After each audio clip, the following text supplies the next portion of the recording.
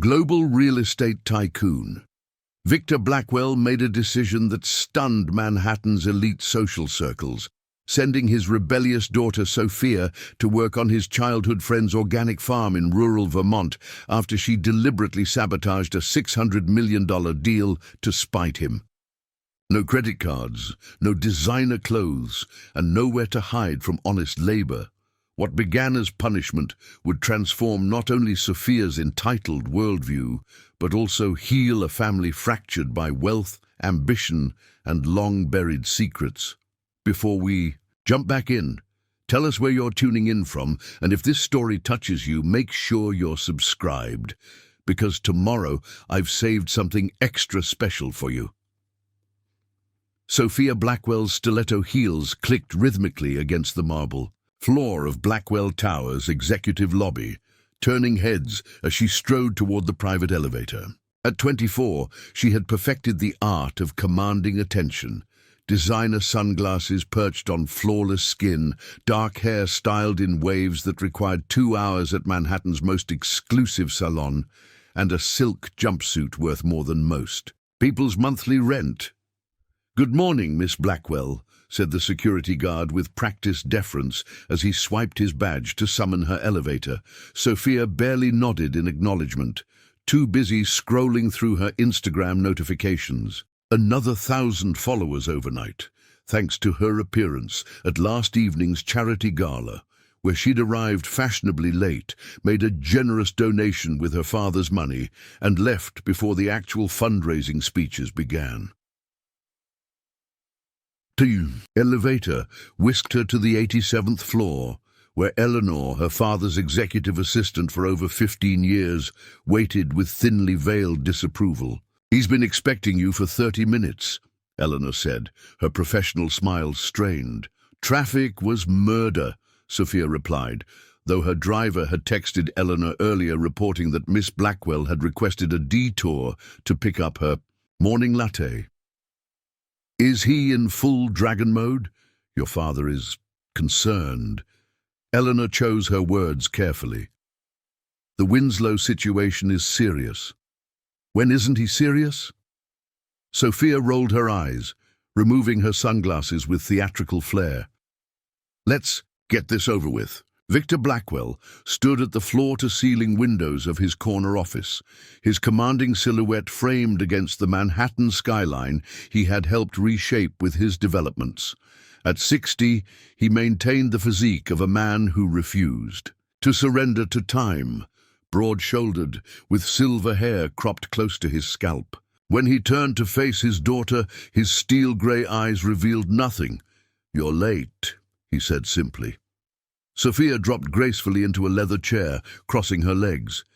"The city that never sleeps has terrible morning traffic. Who knew?" Victor didn't sit. Instead, he placed a tablet before her. "The Winslow deal collapsed this morning. $600 million and 18 months of negotiations gone. Dad, I don't keep track of every little business transaction. The email that torpedoed the deal came from your account." Victor interrupted, his voice dangerously quiet. Sophia's practiced nonchalance faltered momentarily. "You're monitoring my emails now." When the Winslows suddenly backed out, citing ethical concerns about Blackwell business practices, their representative forwarded me what they'd received. Victor tapped the tablet. "Care to explain?" On the screen was an email from Sophia's account containing confidential company documents, selectively edited to highlight the most aggressive aspects of Blackwell Industries' acquisition strategies, alongside photos of Victor with various political figures presented to imply corruption. "Oh, that," Sophia shrugged. "I thought they deserved to know who they were really dealing with. You sabotaged this deal deliberately. Why?" "Maybe because you cancelled my foundation funding last month. The youth arts program I spent 2 years building." Victor's expression hardened. "Your foundation that spent more on launch parties than actual arts education. The one you abandoned halfway through its first exhibition to vacation in Santorini. That's not fair." "What's not fair?" is using company resources for vanity projects, then destroying legitimate business when you don't get your way.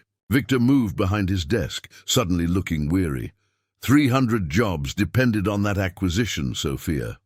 For a brief moment, genuine surprise crossed her face. She hadn't considered that real people might be affected by her actions. But vulnerability didn't come naturally to her. Defensiveness did. Well, maybe if you'd ever bothered to include me in actual business decisions instead of treating me like a corporate mascot, I'd understand these things better. Victor studied his daughter, her poised exterior, the anger simmering beneath. Somewhere inside this entitled stranger was the curious little girl who used to follow him around construction sites, asking endless questions about how buildings were made. The girl who'd lost her mother at 12, and with her, the one person who had kept both Sophia and Victor grounded in what truly mattered. "When was the last time you earned anything, Sophia?" he asked quietly. "Truly earned it through effort and merit, not because of your name or my money?" The question hung in the air between them. Sophia opened her mouth to respond, then closed it again. Victor reached for his phone. "Eleanor, bring in the Hayes file." To Sophia, he said, "I've made a decision. It's time you learned about consequence, value, and what it actually means to build something worthwhile." Eleanor entered with a slim folder, which Victor opened deliberately. "You remember my old friend Robert Hayes? The organic farmer guy. The one who sends those ridiculous vegetable boxes at Christmas?" Sophia wrinkled her nose. "Robert and I grew up together in Vermont before I left for college. He took over his family's struggling farm and transformed it into one of the most successful, sustainable agricultural operations on the East Coast, without shortcuts, without exploitation." "Fascinating history lesson," Sophia drawled. "Is there a point?" "Robert has agreed to take you on at Hayes Homestead for the next 3 months. Sophia blinked, then laughed. "You're joking." 3 months, Sophia. No credit cards, no access to your trust fund, no special treatment. You'll work like any other farm employee, live in the same staff housing, earn the same wage. Her laughter died instantly. "This is insane. I'm not some teenager you can ground. No, you're an adult who just cost this company hundreds of millions of dollars because you wanted to throw a tantrum." Victor's voice remained steady. "An adult who needs to learn that actions have consequences." "I won't do it," Sophia declared, standing abruptly. "You can't force me." "You're right," Victor agreed. "I can't force you, but I can ensure that your current lifestyle ends immediately. The penthouse, the car service, the credit cards, the trust fund, all contingent on my goodwill." "You're blackmailing me." "I'm offering you a choice. 3 months at Hayes Homestead, or find out how far your Instagram influence really goes in paying Manhattan rent." Sophia stared at her father in disbelief, searching for any sign of bluff or uncertainty. She found none. "This is about more than punishment," Victor said, his tone softening slightly. "It's about giving you what I never did, the chance to discover your own capabilities, separate from wealth and the Blackwell name." "By sending me to shovel manure?" she asked bitterly. "By sending you somewhere your social media following and last name mean nothing, where only your character and work ethic matter." Victor closed the folder. "The jet leaves tomorrow morning at 8 Pack practical clothing. You won't be attending galas in Vermont." As Sophia stormed toward the elevator, fury and disbelief warring within her, she had no way of knowing that her father's dramatic decision would set in motion changes neither of them could have predicted. Changes that would ultimately heal. Wounds that money and success had only managed to conceal. Sophia stormed through her penthouse, flinging designer clothes onto her bed while her assistant Mia attempted to make sense of the chaos. "Miss Blackwell, these aren't exactly farm-appropriate," Mia ventured, holding up a sequined evening gown. "I don't care what's farm-appropriate," Sophia snapped, yanking open another drawer. "This whole situation is ridiculous. My father thinks he can break me by playing pioneer? Fine. I'll go to this stupid farm, take some rustic selfies for my followers, and be back in Manhattan before the end of the month. She paused at her closet's shoe section, manicured fingers hovering over rows of Louboutins and Manolos. Do you think farmers appreciate Gucci? Mia, who had grown up in rural Pennsylvania, suppressed a smile. Perhaps something more practical? I could order some boots. Designer boots. Waterproof ones. Sophia's phone chimed with another message. The fifth from her best friend Isabel, expressing disbelief at the farm exile, as she dubbed it. Sophia had already received 47 texts from her social circle since word had spread about Victor's decision. Half were performative sympathy, the other half barely concealed schadenfreude. This is a PR nightmare, Sophia muttered, scrolling through social media. The Blackwell heiress sent to milk cows, I'll be a laughingstock. Or, Mia suggested carefully, you could shape the narrative. Privileged heiress embraces sustainable agriculture has a certain ring to it. Very now. Sophia paused, considering this angle. That's not terrible. We could position it as a conscious choice, a statement about environmental responsibility. She grabbed her phone, already composing the perfect caption in her mind. A sharp knock interrupted her thoughts. Eleanor entered without waiting for permission, carrying a small box. Your father asked me to deliver this, she said, her professional demeanor firmly in place despite the clothing hurricane surrounding her. Sophia took the box warily. Inside was a basic flip phone, not even a smartphone, and a note in her father's. Precise handwriting, for emergencies only. No social media, no shopping apps, no distractions. The point is to disconnect.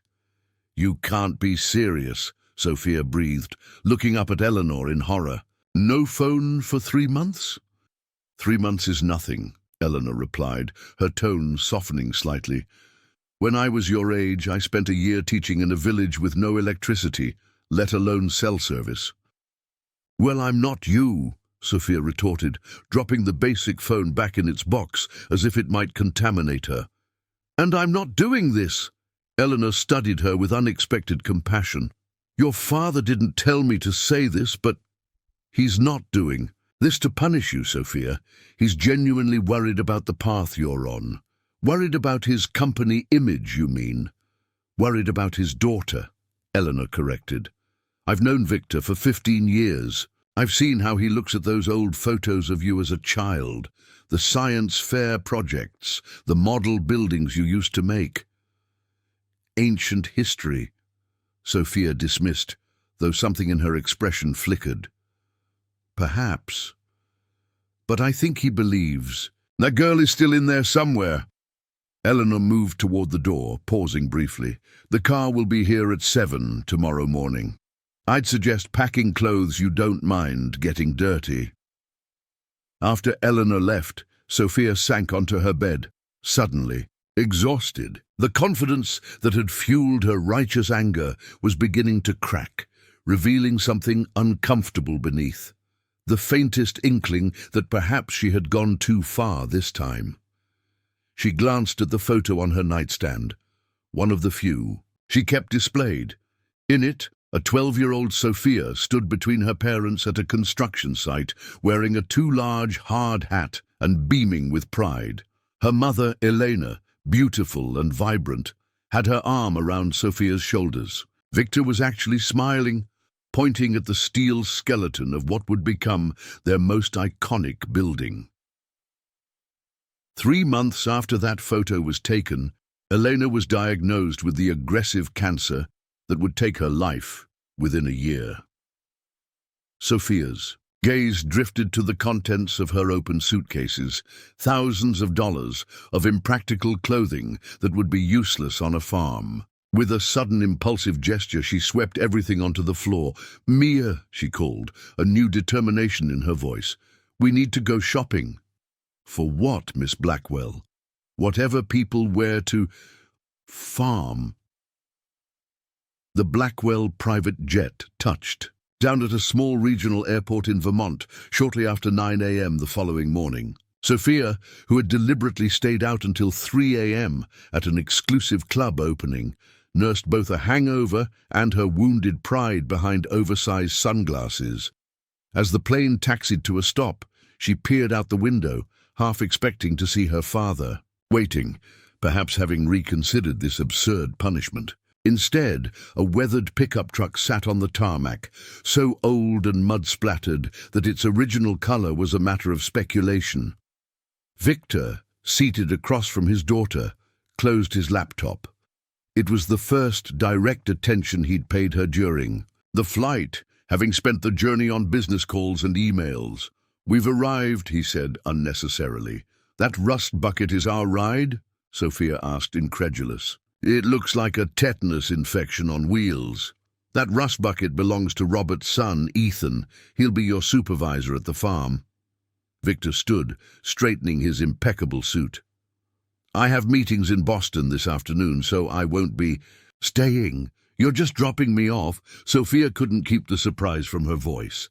Despite everything, some part of her had expected her father to at least ease the transition, perhaps tour the farm, ensure the accommodations were acceptable, set expectations with his old friend. "You're 24, Sophia, not 14. Besides," he added, his expression softening slightly, "this journey is yours to make, not mine." As the cabin door opened, crisp Vermont air rushed in, startlingly fresh compared to Manhattan's perpetual blend of exhaust and food vendor aromas. Sophia reluctantly followed her father down the stairs. Her brand-new hiking boots, purchased at an outdoor equipment store that had clearly never seen her type of customer before, feeling stiff and foreign on her feet. A tall man in his early 30s leaned against the truck, arms crossed over a flannel shirt that had seen better days. His reddish-brown hair was carelessly pushed back, and a short beard covered a strong jawline. Unlike the deferential service staff Sophia was accustomed to, he made no move to approach them, instead waiting for them to reach him. "Victor," he greeted, straightening to shake her father's hand with genuine warmth. "Been too long." "Ethan," Victor replied with a nod. "You've grown up since I saw you last." 10 years will do that." Ethan's gaze shifted to Sophia, assessing her without bothering to hide his skepticism. "So this is your daughter." "Sophia, this is Ethan Hayes," Victor introduced. "He manages Hayes Homestead's operations." Sophia extended her hand reflexively, the social graces drilled into her since childhood taking over. "Charmed, I'm sure." Ethan's handshake was brief and firm. "We'll see about that." The awkward moment was interrupted by the pilot, who had begun unloading Sophia's luggage. 2 expensive suitcases that, despite her hasty shopping trip, still contained more designer items than practical ones, plus 3 additional bags Mia had packed with last-minute essentials. Ethan raised an eyebrow at the mountain of luggage. "Planning to stay for a year. 3 months in the wilderness requires preparation," Sophia replied defensively.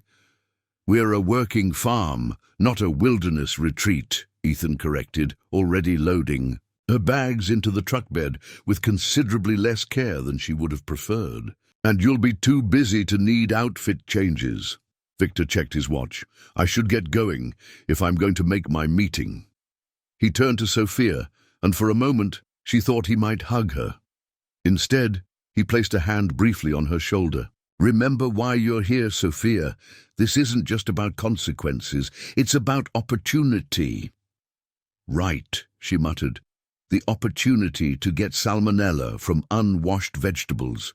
If Victor heard, he chose to ignore the comment. With a final nod to Ethan and a "take care of her," he reboarded the plane, leaving Sophia standing beside the weathered truck, already feeling abandoned. "Ready?"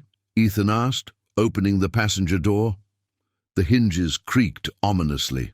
Sophia looked back at the jet, where her father had already disappeared inside, then at the truck with its ripped seat upholstery and lingering scent of earth and something unidentifiable. "Do I have a choice?" she asked, more to herself than to him. Always, Ethan replied unexpectedly, his expression serious. That's the one thing Dad taught us all. There's always a choice. It's the consequences that vary, the simple wisdom of this statement, delivered without pretension, momentarily disarmed her.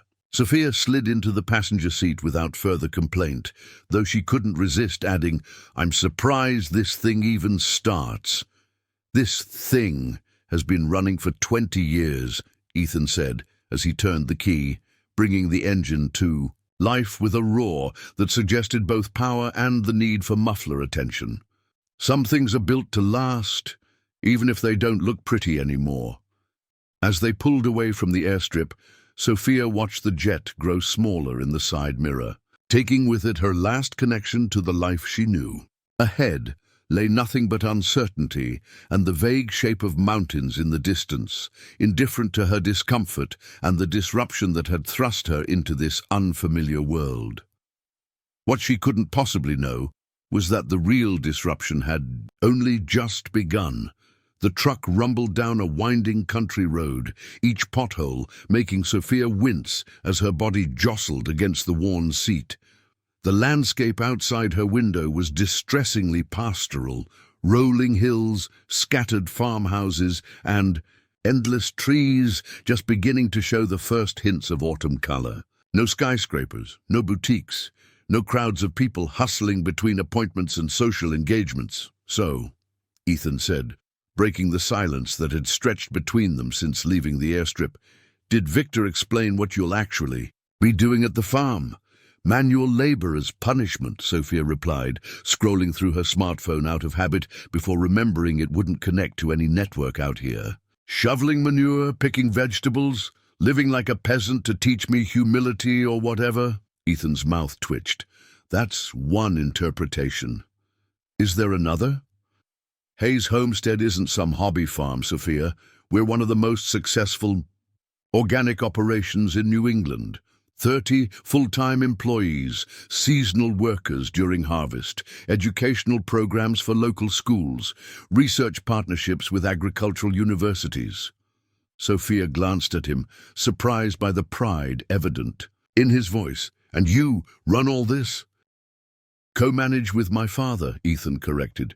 He handles the business side. I oversee the actual growing operations. My sister Maya manages our community programs and farmers markets.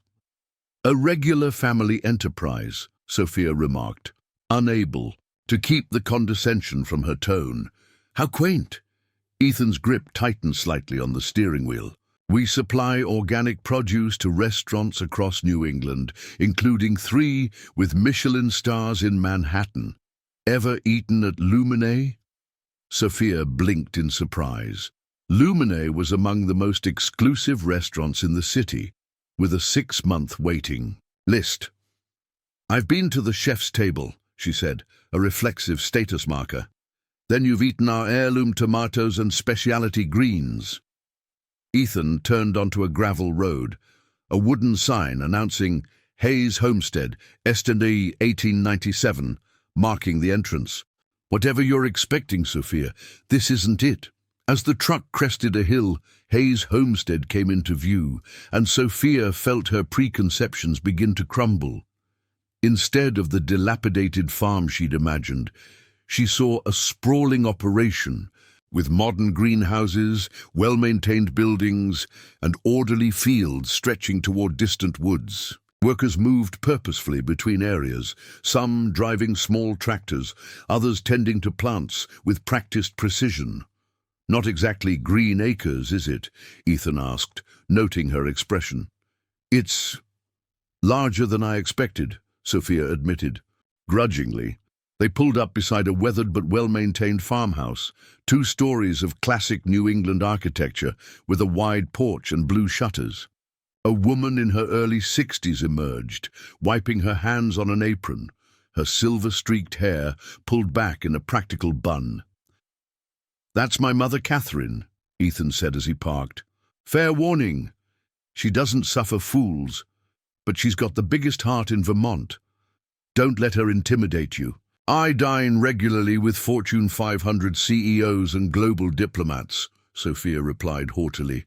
"I don't get intimidated by farm wives." Ethan's expression hardened. "She has a PhD in botany and turned down a position at Cornell to expand this farm's research division. Maybe save the assumptions." Before Sophia could respond, Catherine Hayes approached, her shrewd eyes taking in every detail of their visitor. "So you're Victor's daughter," she said without preamble. "You have your mother's chin." The unexpected mention of her mother momentarily threw Sophia off balance. "You knew my mother?" "Elena and I were roommates at university before she transferred to Columbia and met your father." Catherine's expression softened slightly. She was brilliant, could have revolutionized urban architecture if she'd had the time. A lump formed unexpectedly in Sophia's throat. Few people mentioned her mother's architectural talent. Most remembered her only as Victor Blackwell's elegant wife. "Come inside," Catherine continued, already turning toward the house. "Robert wants to meet you before you get settled."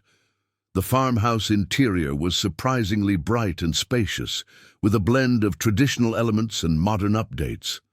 Large windows overlooked the fields. The kitchen featured high-end appliances alongside vintage furniture, and bookshelves lined most walls, filled with volumes on agriculture, ecology, and business. Robert Hayes waited in what appeared to be a home office, rising from behind a desk strewn with papers and soil sample reports. Unlike the weathered farmer of Sophia's imagination, he was a tall, distinguished man in his mid-60s, dressed in khakis and a button-down shirt rolled at the sleeves. His resemblance to Ethan was striking. Same reddish-brown hair, now heavily salted with grey, same observant eyes that seemed to see more than most. "Sophia Blackwell," he said, extending a hand.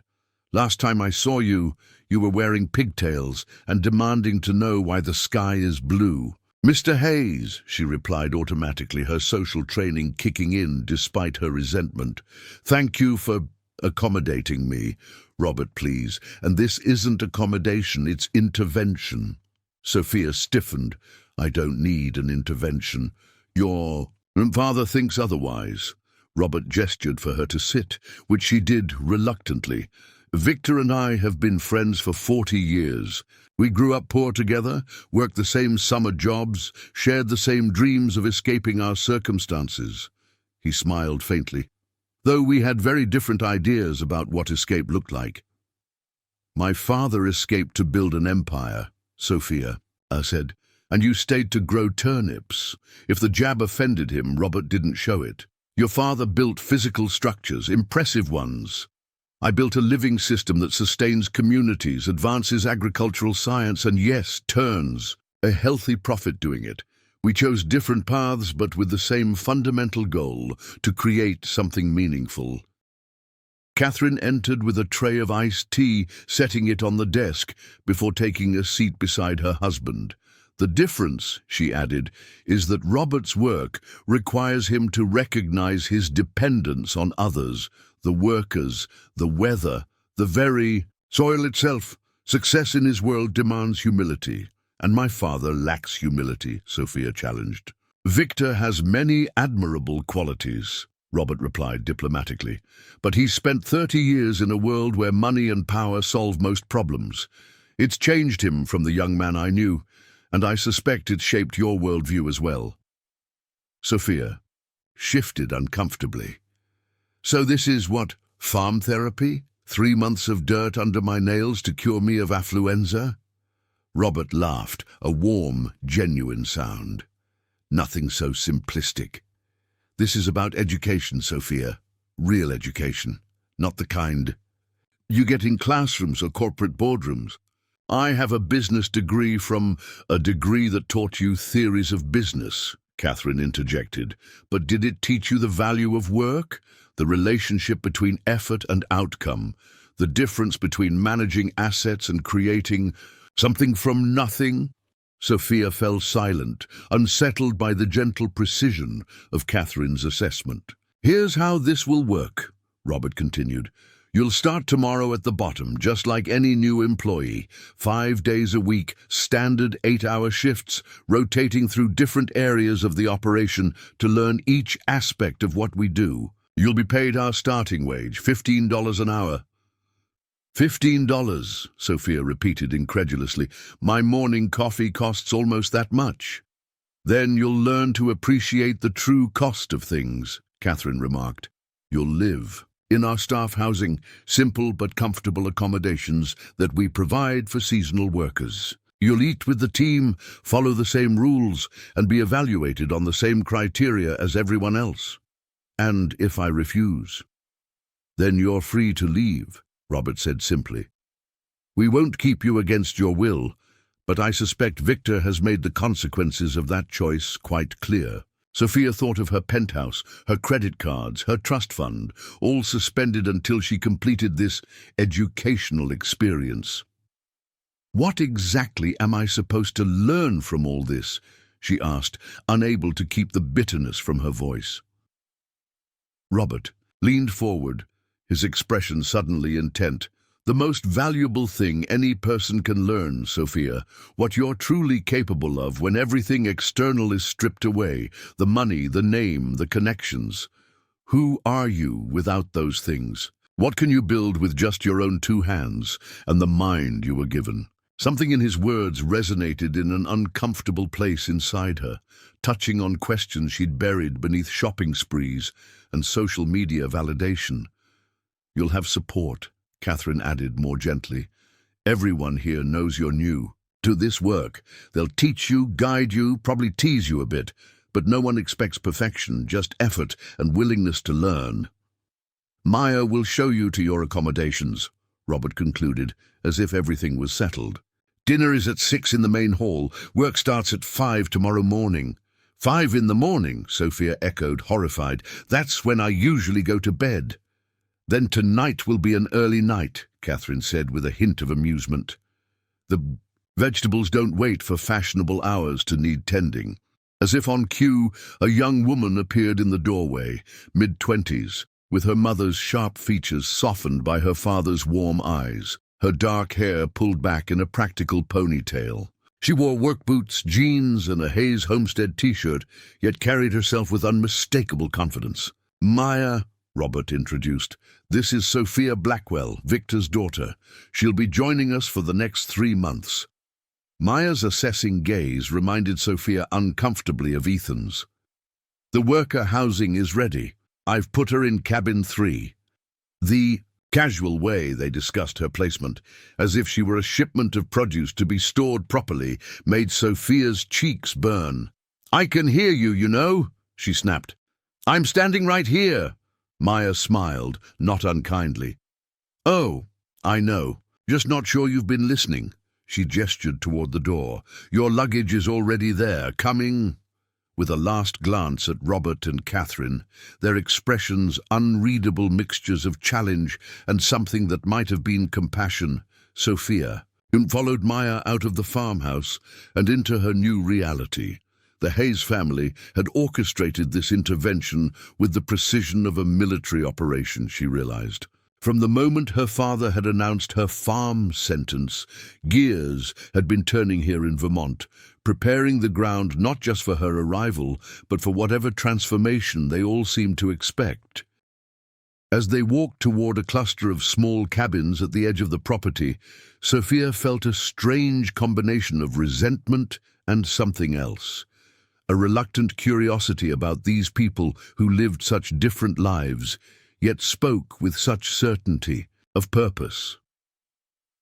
The intervention had begun, and despite her determination to resist it, Sophia couldn't entirely suppress a whisper of something unexpected inside her, the faintest glimmer of wondering what she might discover about herself in this alien world. This is it? Sophia stood in the doorway of cabin 3, surveying the space with undisguised dismay. The cabin was clean and well-maintained, but shockingly basic. A small main room with a twin bed, desk and bookshelf, a tiny bathroom with a shower stall, and a kitchenette barely large enough for a mini-fridge and 2-burner stove. Standard, Worker housing, Maya confirmed, setting down one of Sophia's suitcases. The seasonal employees love these cabins. Most farm worker accommodations are far more crowded. Sophia ran a finger along the simple pine dresser. My closet at home is bigger than this entire place. Good thing you won't need many outfit changes then. Maya's tone remained neutral, but Sophia detected a hint of challenge beneath the surface. The dresser and closet should be enough for work clothes. And this is where I'm supposed to live for 3 months. Sophia gestured at the sparse surroundings. Where's the TV? The internet? There's a common room in the main building with satellite TV and internet access. Workers can use it during off hours. Maya handed her a small item, a simple key on a Hayes Homestead keychain. We encourage people to spend their evenings outside when weather permits. The garden behind the cabins is particularly peaceful. Sophia pocketed the key absently, still processing the reality of her accommodations. The bed looked nothing like her custom memory foam mattress with Egyptian cotton sheets. The bathroom had none of her essential products. The entire cabin lacked anything that spoke of comfort or luxury. I can't live like this, she stated flatly. Maya's expression remained impassive. You'd be surprised what people can adapt to when they have no choice. She moved toward the door. Dinner's at 6 in the dining hall. Work assignments are posted on the bulletin board there. Yours will be listed under training rotation. Breakfast starts at 4:30 for the morning crew. Wait, Sophia called as Maya reached the door. That's it? No orientation? No training manual? No, I don't know, farm welcome basket?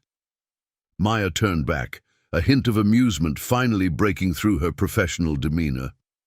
Welcome to the real world, Sophia. It doesn't come with an instruction booklet. Her expression softened marginally. Look, I know this is a shock to your system. Everyone knows who you are. Victor Blackwell's daughter, Manhattan socialite, Instagram influencer with 500,000 followers. We've all seen the tabloid photos. Sophia felt her face flush with a mixture of pride and embarrassment. But none of that matters here, Maya continued. Tomorrow, you're just another pair of hands learning to work. How difficult that transition is depends entirely on you. She hesitated, then added, For what it's worth, my father doesn't take on projects he doesn't believe in. If Robert Hayes thinks you have potential, there's something there worth finding. With that cryptic assessment, Maya left, the screen door closing with a soft snap behind her. Alone in the silent cabin, Sophia felt the first genuine wave of panic since her father's pronouncement. This was real.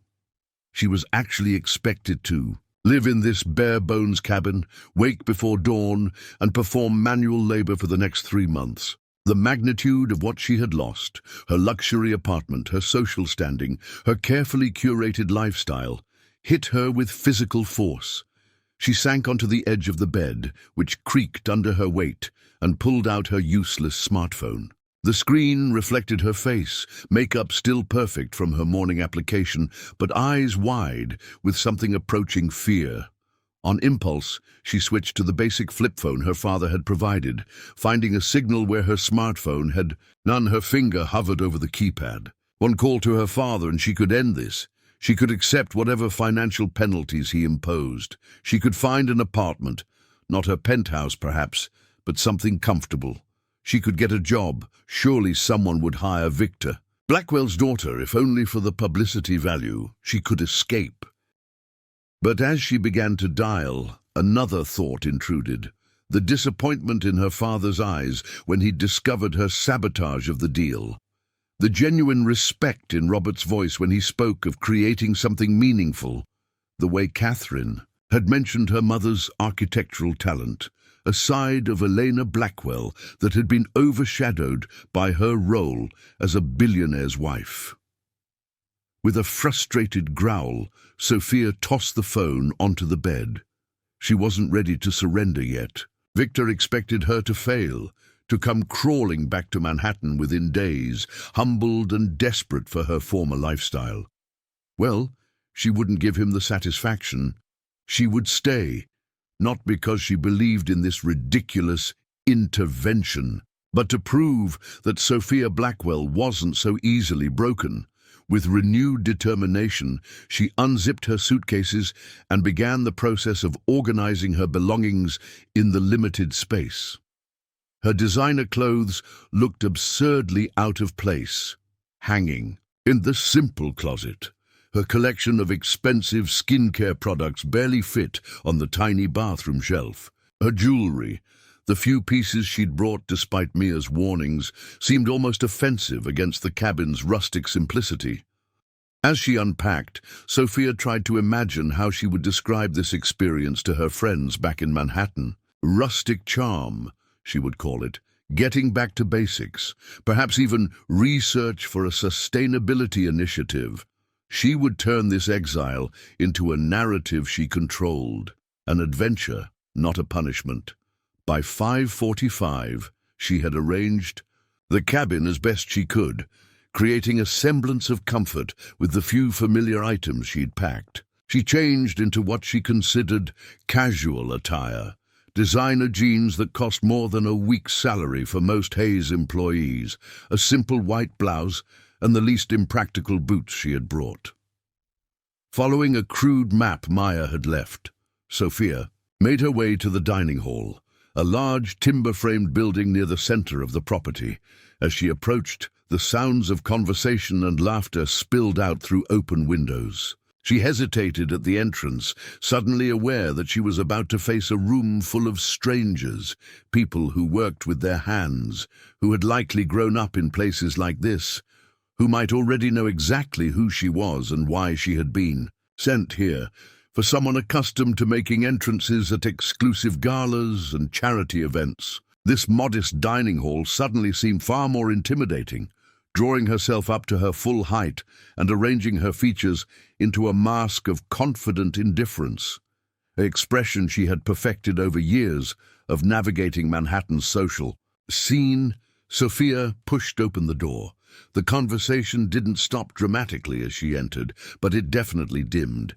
Approximately 30 people were scattered around long wooden tables, men and women of various ages, all with the weathered look of people who worked outdoors. Some wore Hayes Homestead shirts, others casual clothes clearly chosen for comfort, rather than style. Sophia stood frozen in the doorway, hyper-aware of the eyes turning toward her. She had never felt more out of place in her life. "Sophia!" Catherine's voice broke the awkward moment as she approached from a serving area. "Perfect. Good timing. Come, I'll introduce you." Before Sophia could protest, Catherine had guided her to the center of the room. "Everyone, this is Sophia Blackwell. She'll be joining our training rotation for the next few months." Sophia expected whispers, sidelong glances, perhaps even open hostility. Instead, she received nods of acknowledgement, a few welcoming smiles, and then, most surprising of all, a return to normal conversation as people went back to their meals and discussions. "That's it," she whispered to Catherine. "No questions about why I'm here, no judgment." Catherine's eyes crinkled with amusement. "Do you want to be treated as a spectacle?" "No, but then don't expect to be one."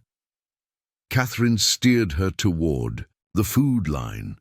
"Everyone here has their own story, their own reason for being at Hayes Homestead. Some are working through personal challenges, others are pursuing agricultural degrees. Many are immigrants building new lives. Your presence isn't as extraordinary as you might think. The simple meal consisted of hearty stew, fresh bread, and salad, all produced on the farm," Catherine explained with pride.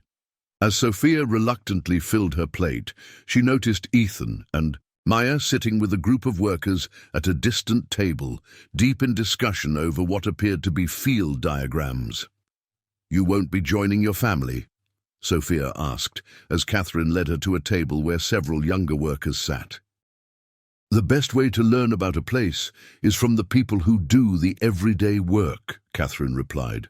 "Robert and I have a standing dinner meeting with our managers on Mondays. You'll get plenty of family time soon enough." She introduced Sophia to the table's occupants: Gabriella, a university student interning in the research division; Tomas, who managed the greenhouse operation; and Liu, an environmental science graduate working in soil management. All were in their 20s or early 30s, all clearly intelligent and engaged with their work. Sophia will be starting in Field Team 3 tomorrow, Catherine informed them. Perhaps you can give her some first-day advice. With that, Catherine departed, leaving Sophia to navigate this social situation without the buffer of wealth, status, or even familiar conversational topics. "So," Gabriella said after an awkward pause, "first time on a farm?" "Is it that obvious?" Sophia asked dryly, looking down at her unsuitable clothing. The table laughed, but not unkindly. "The boots," Thomas explained. "They're pretty, but you'll destroy them by lunchtime tomorrow." "The boots cost $800, Sophia couldn't help informing him. "Then you'll destroy $800 by lunchtime," Liu amended with a grin. "The mud doesn't care about the price tag." To Sophia's surprise, the conversation flowed more easily than she'd expected. These people were nothing like her Manhattan circle. They asked different questions, valued different experiences, laughed at different jokes. But they were welcoming in their own way, offering practical advice about which work gloves prevented blisters and which breakfast options provided the most energy for morning field work. As dinner concluded, Sophia found herself walking back to her cabin alongside Gabriella, who occupied the neighboring cabin. "Can I ask you something?" Sophia ventured. "Do they all know why I'm here? That this is basically a punishment from my father?" Gabriella considered the question. "Some probably do. News travels. But it doesn't really matter, you know. Everyone's first few weeks are tough, regardless of why they came. You'll be judged on what you do, not why you're doing it." They reached Sophia's cabin, now looking even smaller and more austere in the fading evening light. Gabriella seemed to sense her trepidation. "First night's the hardest," she offered sympathetically. "It gets better." "Does it?" Sophia couldn't keep the skepticism from her voice. "The work or the accommodations?" Gabriella asked with a wry smile. "Both. Either. The work, yes, once your body adjusts. The cabin, you'll stop noticing it when you're tired enough." She glanced at her watch. 4:30 comes early. You should try to sleep." Left alone again, Sophia entered her cabin, the reality of her situation settling over her like a physical weight. She was here. The departure from her familiar world was complete. There would be no elegant exits, no summoning a car service when she grew bored, no escaping to the next party.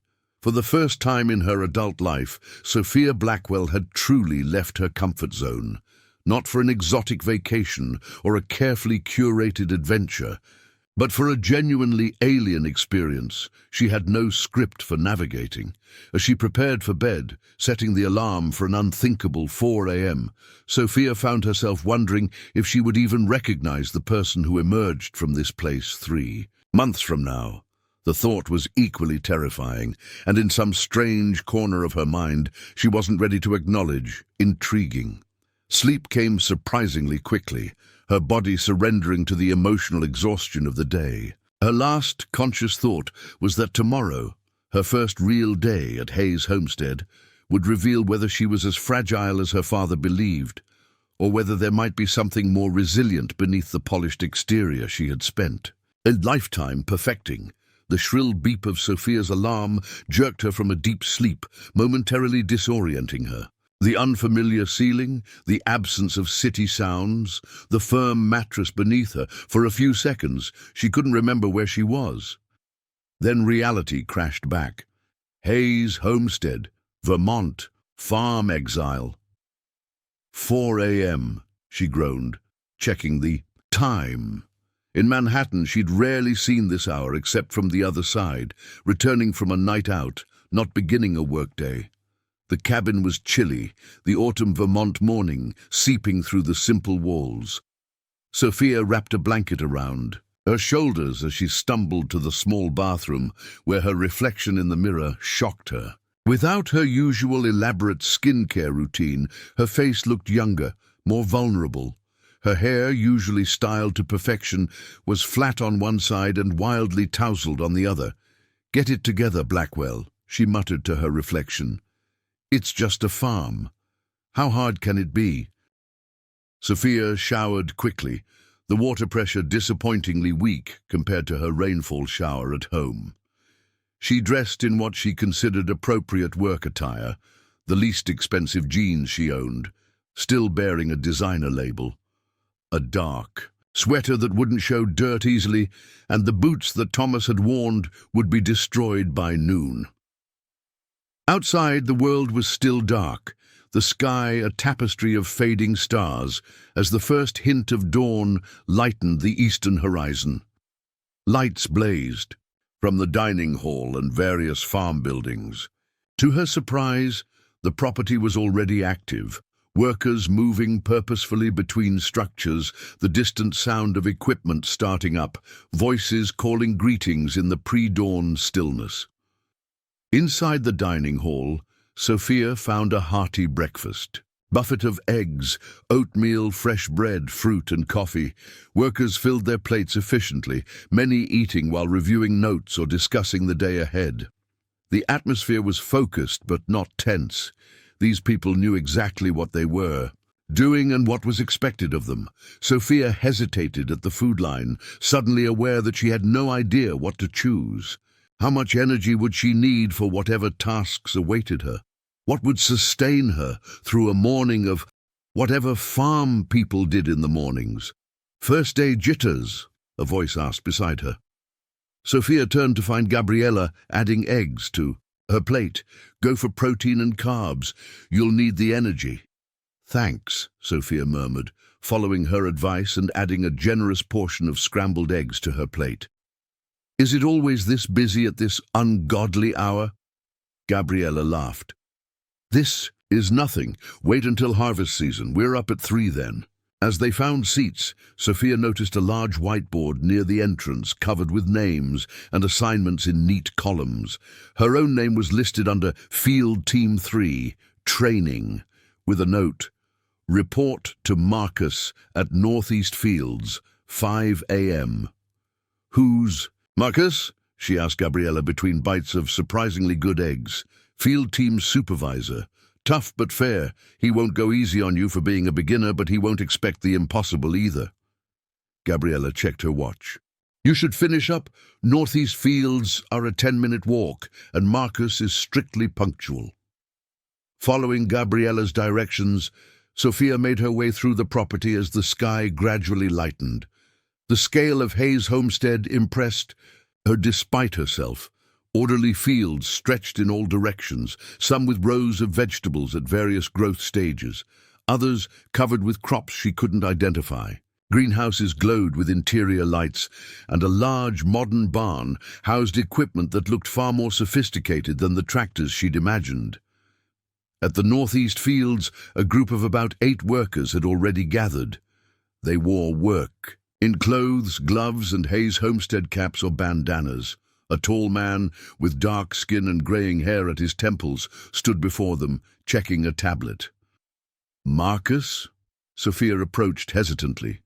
He looked up, assessing her with a swift glance that seemed to catalogue everything from her impractical boots to her uncertain expression. "Sophia Blackwell, right on time." He made a note on his tablet. "Ever planted anything before?" "I had a succulent on my windowsill once," she offered. "It died within a week." Someone in the group chuckled. Marcus didn't smile, but something, like amusement, flickered in his eyes. "Today you'll be helping with transplanting seedlings for our fall greens rotation," he informed her. "Jackie will train you." He nodded toward a muscular woman in her 40s with sun-weathered skin and a no-nonsense demeanor. "Follow me," Jackie said, already moving toward a nearby greenhouse. "We'll get you geared up first." Geared up, turned out to mean thick gloves that made Sophia's hands look enormous, knee pads for working close to the ground, and a wide-brimmed hat to shield her from the sun that was just beginning to rise. "These will ruin my outfit," Sophia protested weakly. Jackie's laugh was short and dry. "Honey, this field will ruin your outfit no matter what you wear. The gear just keeps you from ruining your body along with it." The greenhouse was warm and humid, filled with trays of tiny seedlings under grow lights.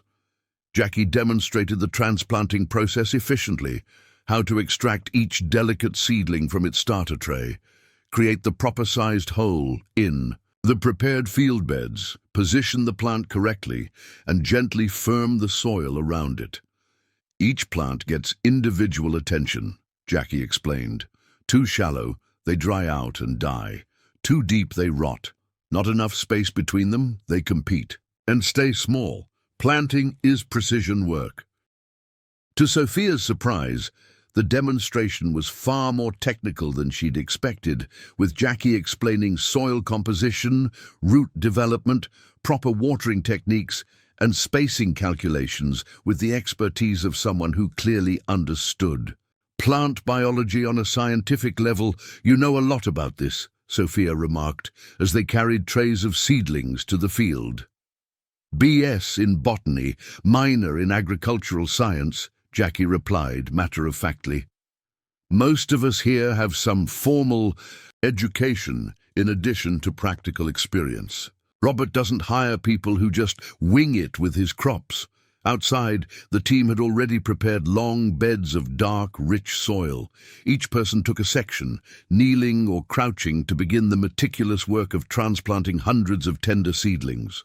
Sophia was assigned a short row to start, Jackie explained, and shown exactly how far apart to space each plant. What appeared simple in demonstration proved frustratingly difficult in practice.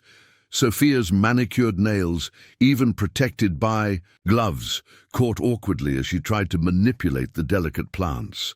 The seedlings seemed determined to either crumble in her hands or flop over limply when she placed them in the soil. Her first few attempts resulted in mangled plants that Jackie quietly removed and replaced. "Gentler," Jackie advised. "Think of them as living things, not objects." "They're plants," Sophia muttered, wiping sweat from her forehead with her forearm, already feeling the strain in her back and thighs from the unaccustomed crouching position. "Living things," Jackie repeated firmly, "with the potential to feed people if they're handled with care." By the time the sun had fully risen, Sophia had completed barely half of her assigned row, while the experienced workers had finished multiple sections. Her lower back ached, her knees hurt despite the pads, and her nails had dirt embedded beneath them even with the gloves. The pristine sweater now bore streaks of soil, and her designer jeans had grass stains at the knees. "Water break," Marcus called, and the team straightened gratefully, stretching cramped muscles as they moved to a water station set up at the edge of the field. Sophia stood shakily, her legs numb from the unfamiliar position. She stumbled slightly, catching herself on a nearby post. "First day's the hardest," offered a young man beside her, handing her a paper cup of water. "I'm Diego. Been here 2 seasons." "Does it get easier?" Sophia asked, too tired to maintain her usual aloof demeanor. "The body adjusts," he replied with a shrug, "and you learn to move more efficiently. Wasted motion is what kills you out here." After the brief break, they returned to the field. Sophia eyed her unfinished row with something approaching despair. What had seemed like a simple, even menial task that morning now loomed as an almost insurmountable challenge. "Need some tips?" Diego asked, noticing her expression. "I need a miracle," Sophia replied, "or a robot to do this for me." "Actually, they're developing transplanting robots," Diego said with unexpected seriousness. "But they can't match human judgment yet for delicate seedlings. The technology's not there." "You sound knowledgeable for a field worker," Sophia said, immediately regretting how condescending it sounded. If Diego took offense, he didn't show it. Mechanical engineering student at UVM, working here part-time to pay tuition. Most of us have lives beyond these fields, you know. Sophia felt heat rise in her cheeks that had nothing to do with the strengthening sun. Once again, her assumptions about the people here had been wrong. Diego showed her a more comfortable way to position her body while planting and a technique for handling the seedlings that resulted in fewer casualties. With his guidance, Sophia's pace improved slightly, though she remained far slower than the experienced workers.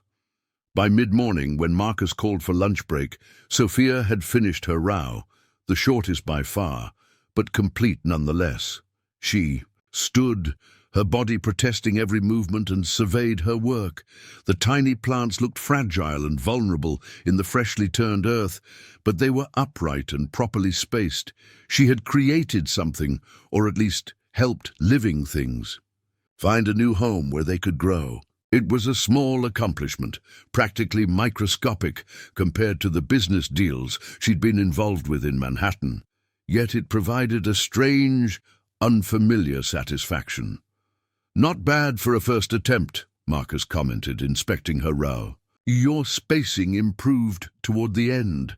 From Marcus, Sophia had already learned this constituted high praise. She found herself absurdly pleased by the simple acknowledgement of her progress. The afternoon brought new tasks: weeding established beds, learning to operate the drip irrigation system, and helping to harvest ripe vegetables from another field. Each job introduced new muscles that Sophia didn't know she possessed until they began to ache. New skills her manicured hands struggled to master, and new knowledge about plants, soil, and weather that she'd never had reason to acquire in her urban existence. By 5 o'clock, when the day shift ended, Sophia was more exhausted than she'd ever been in her life. Her body hurt in places she couldn't name. Her hands were developing blisters despite the gloves, and her once styled hair hung in sweaty strands around her dirt-streaked face. "You survived," Gabriella commented as they trudged back toward the residential area. "First day complete." "Barely," Sophia admitted. "Is it always this physical?" "Different tasks require different kinds of effort, but yes, farm work is fundamentally physical. That's part of what makes it rewarding. You can see and feel what you've accomplished." As they approached the cabins, Ethan emerged from one of the equipment buildings, checking something on a clipboard. He glanced up, nodding to Gabriella, before his gaze settled on Sophia's bedraggled appearance. "Field Team 3?" he asked, his expression unreadable. "All day," Sophia confirmed, too tired for her usual sarcasm. "Transplanting is detail work. Good place to start." He studied her face. "You look terrible," she supplied. "Present," he corrected unexpectedly. "Yesterday you looked like someone who was already planning her escape. Today you look like someone who's actually here." The observation was uncomfortably perceptive. Sophia had indeed spent most of her first day fully immersed in the immediate challenges, too busy figuring out how to handle seedlings without destroying them to plot elaborate revenge scenarios or dream of Manhattan. "The shower in your cabin. As a massage setting," Ethan added, already turning away. "Turn the handle all the way to the left, and it helps with muscle soreness." This unexpected bit of practical kindness caught Sophia off guard. "Thanks," she called after him, but he was already walking away. Attention returned to his clipboard. In her cabin, Sophia peeled off her filthy clothes, noting with a mixture of dismay and strange pride the dirt, plant material, and unidentified stains that covered them. Her once expensive boots were indeed ruined, caked with mud, and scratched beyond repair. The shower's promised massage setting provided blessed relief to her aching muscles. As hot water sluiced away the physical evidence of her labor, Sophia found her mind drifting not to Manhattan or her father or the unfairness of her situation, but to the tiny seedlings she had planted. Would they grow? Would they survive to become the mature greens Jackie had shown her? Had she given them a proper start in their new environment? The thought brought an unexpected parallel to her own situation. Like those seedlings, she had been uprooted from her familiar environment and placed somewhere new and challenging. Her survival, like theirs, would depend on her ability to adapt, to put down roots in unfamiliar soil. "Now you're thinking like a farmer," she muttered to herself, shaking her head at the fanciful comparison. "Next you'll be talking to the vegetables." Yet, as she collapsed into bed that night, exhaustion pulling her towards sleep despite the early hour, Sophia found herself wondering what her assigned task would be tomorrow and whether the seedlings would look stronger in the morning light. Her last thought before sleep claimed her was not of Manhattan penthouses or designer boutiques, but of tiny green leaves reaching toward the sun in the field where she had placed them, her small, imperfect contribution to the complex living system that was Hayes Homestead. By the end of her first week at Hayes Homestead, Sophia had developed a new relationship with time. In Manhattan, time was something to be managed, scheduled, and often killed. Endless brunches, shopping trips, and social events arranged to fill the hours between waking and sleeping. Here, time was a relentless taskmaster, each day a grueling marathon from pre-dawn to dusk, each hour filled with physical demands that left no room for boredom. Her body, once toned by boutique fitness classes and personal training sessions, now ached in entirely new ways. Muscles she hadn't known existed screamed in protest each morning. Her hands, formerly soft and manicured, were developing calluses and constantly bore embedded dirt she couldn't seem to fully remove, no matter how vigorously she scrubbed. Her designer wardrobe remained largely untouched in her suitcases. She'd quickly learned the necessity of practical clothing, reluctantly accepting Maya's loan of proper work gear.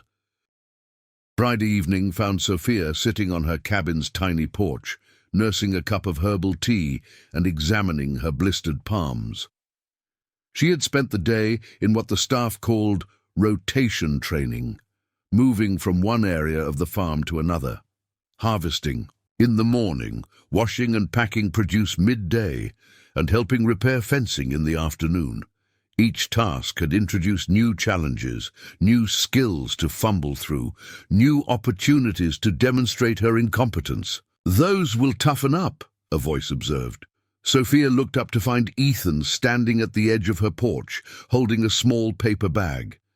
She quickly closed her hands, embarrassed by their raw state.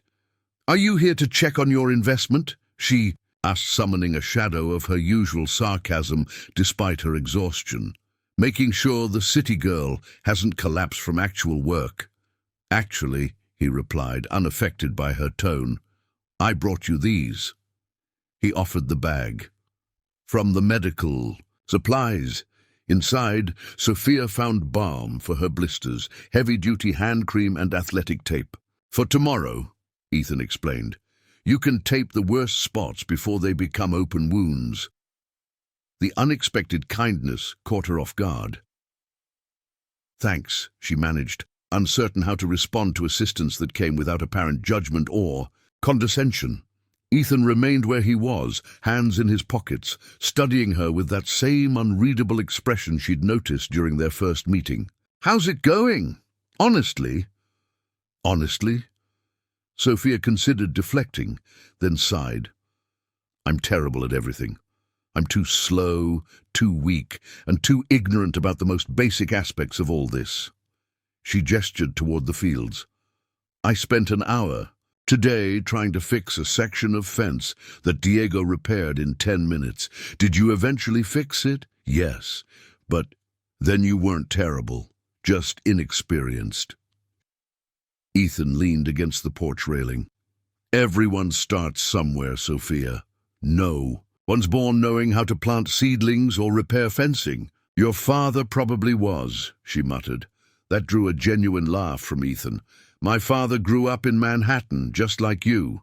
He was a financial analyst before he met my mother and fell in love with both her and this place."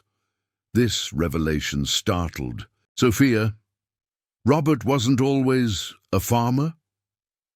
Hayes was my mother's maiden name. This farm belonged to her family for generations. Dad was a city boy who came to Vermont on vacation, met Catherine Hayes, and never looked back. Ethan's expression softened with affection. He had to learn everything from scratch, just like you're doing now. The parallel was too obvious to ignore. So, according to this little parable, I'm supposed to fall in love with a farmer and give up my urban existence. Is that the moral of the story? The moral, Ethan replied evenly, is that transformation is possible, but it's never easy, and it always involves struggle. He straightened, preparing to leave. Use the balm before you sleep. It'll help with the healing. As he walked away, Sophia called after him, "Why are you being nice to me? I thought you were supposed to make this experience as difficult as possible." Ethan turned back. "The work is difficult enough on its own. My job isn't to break you, Sophia. It's to make sure you have a fair chance to discover what you're actually capable of." His words lingered long after he'd disappeared into the gathering darkness. The weekend brought no reprieve from labor, though the tasks shifted to maintenance, projects and preparation for the coming week. Saturday morning found Sophia in the equipment shed with a small team, cleaning and organizing tools, a task that seemed simple until she realized she couldn't identify half the implements or their purposes.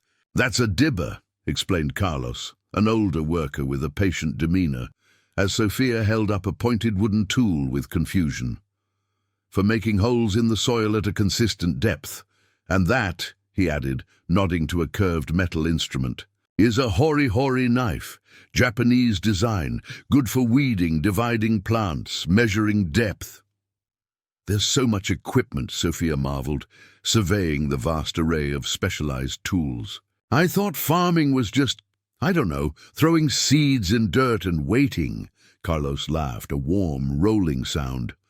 "Modern agriculture is highly technical, especially organic farming, where we can't rely on chemical shortcuts. Each tool has a specific purpose, designed through centuries of innovation."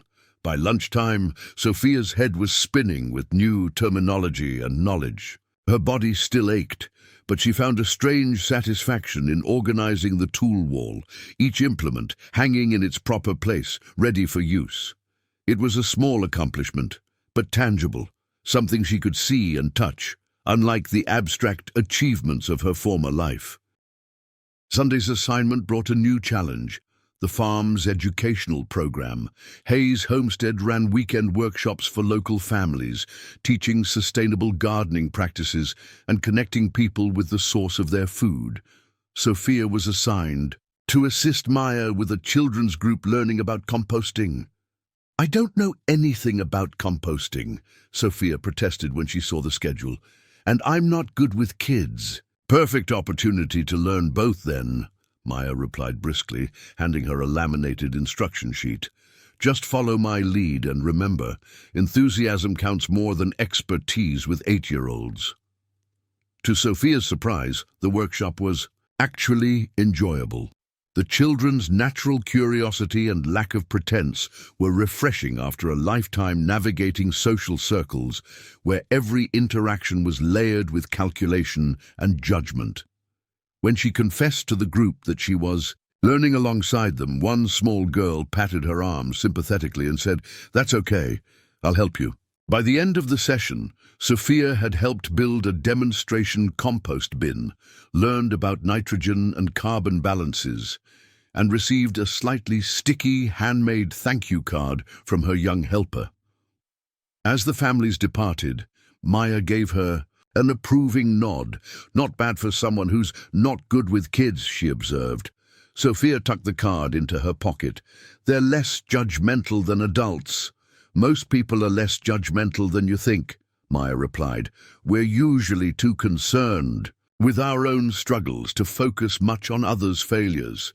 The observation hit uncomfortably close to home. Sophia had spent most of her life hyper-aware of others' judgment, carefully curating her appearance, speech and associations to meet expectations she'd never questioned. Here, covered in compost and wearing borrowed work clothes, she'd somehow felt more authentic with a group of children than at any Manhattan gala. The second week at Hayes Homestead brought escalating challenges. Sophia was moved from basic tasks to more complex operations, helping with irrigation systems, assisting in the greenhouse with plant propagation, and joining harvest teams where speed and accuracy were equally important. Each new assignment revealed fresh inadequacies. Her city-trained mind struggled with the practical problem-solving required in agricultural work.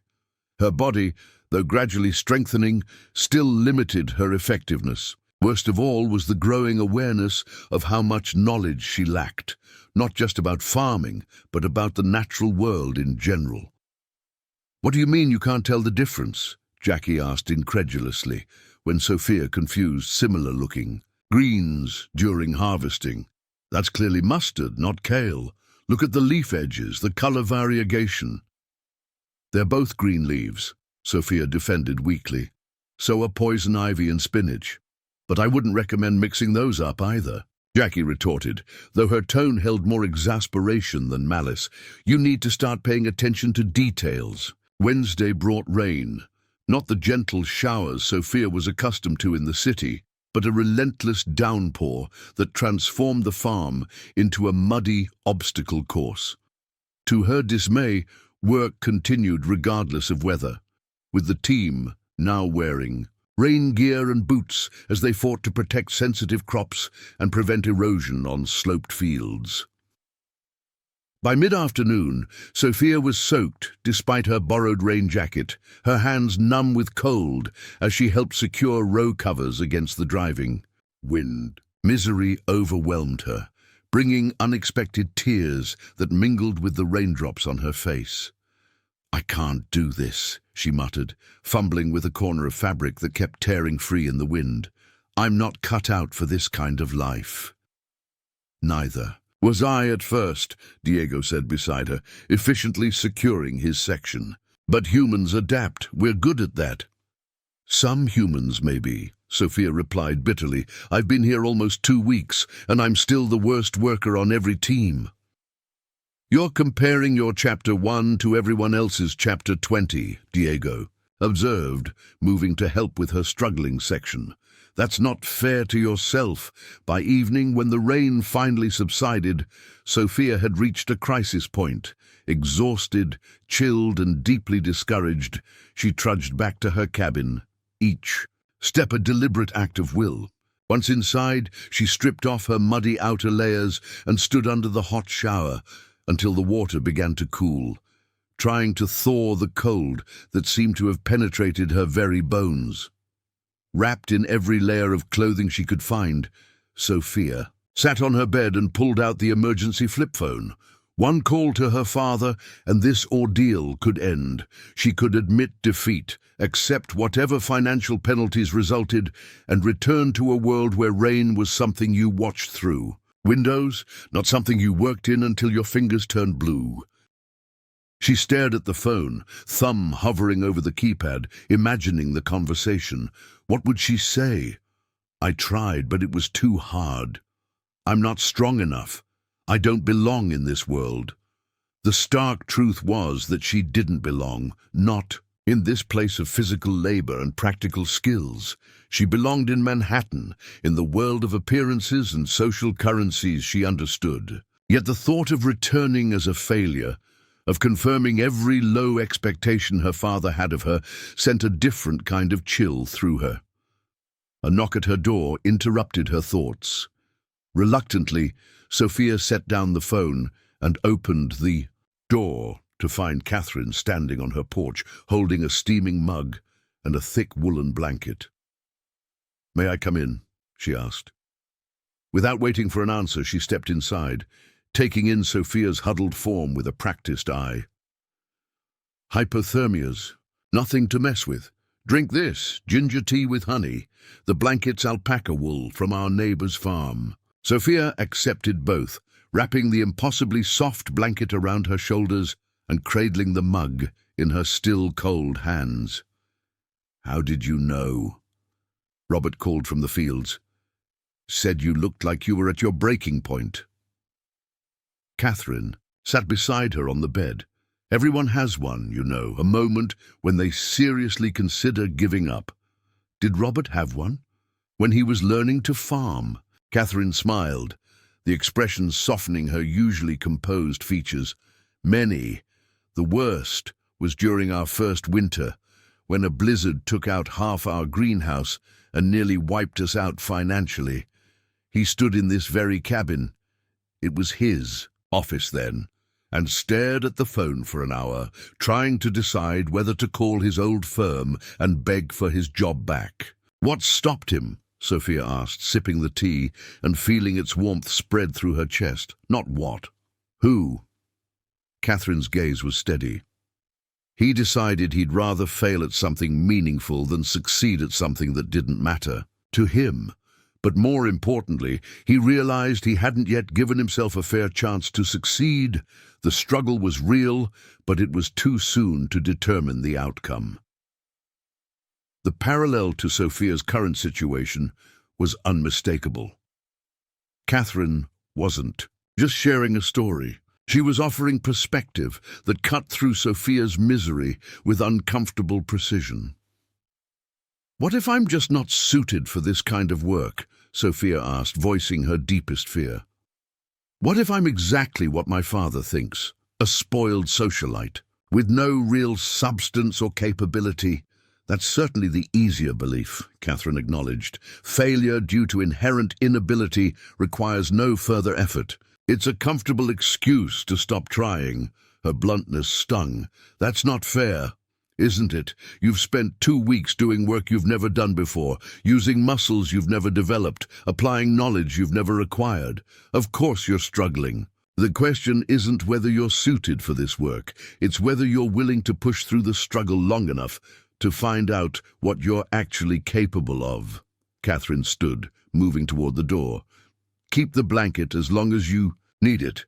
The worst of the cold should pass by morning." As the door closed behind her, Sophia looked down at the flip phone still lying on her bed. After a long moment, she picked it up, not to call her father, but to set it on the nightstand, out of immediate reach. She wasn't ready to quit. Not yet. Not before she'd given herself a fair chance to discover what might lie beyond the struggle. The third week at Hayes Homestead marked a subtle shift in Sophia's experience. Her body, though still sore at the end of each day, had begun to adapt to the physical demands. Blisters hardened into calluses, muscles strengthened, and movements that had once felt awkward became more natural. Her mind, too, was adjusting, learning to identify plants she'd never noticed before, remembering the proper techniques for various tasks, beginning to anticipate the rhythm of farm operations.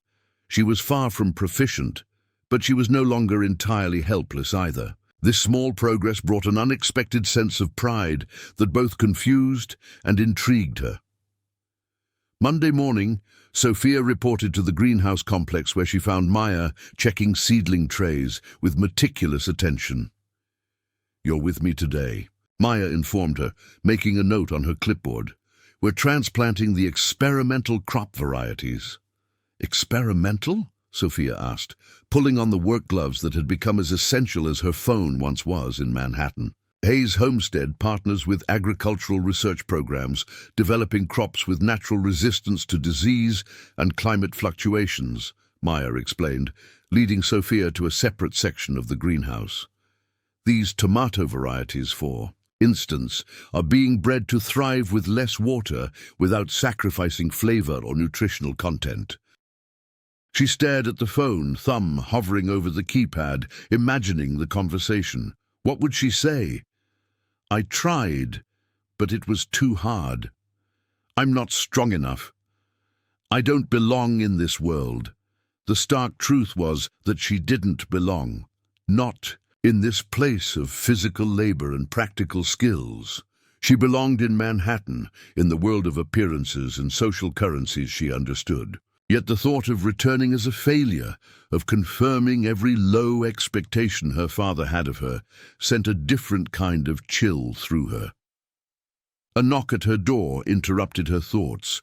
Reluctantly, Sophia set down the phone and opened a door to find Catherine standing on her porch, holding a steaming mug and a thick woolen blanket. "May I come in?" she asked.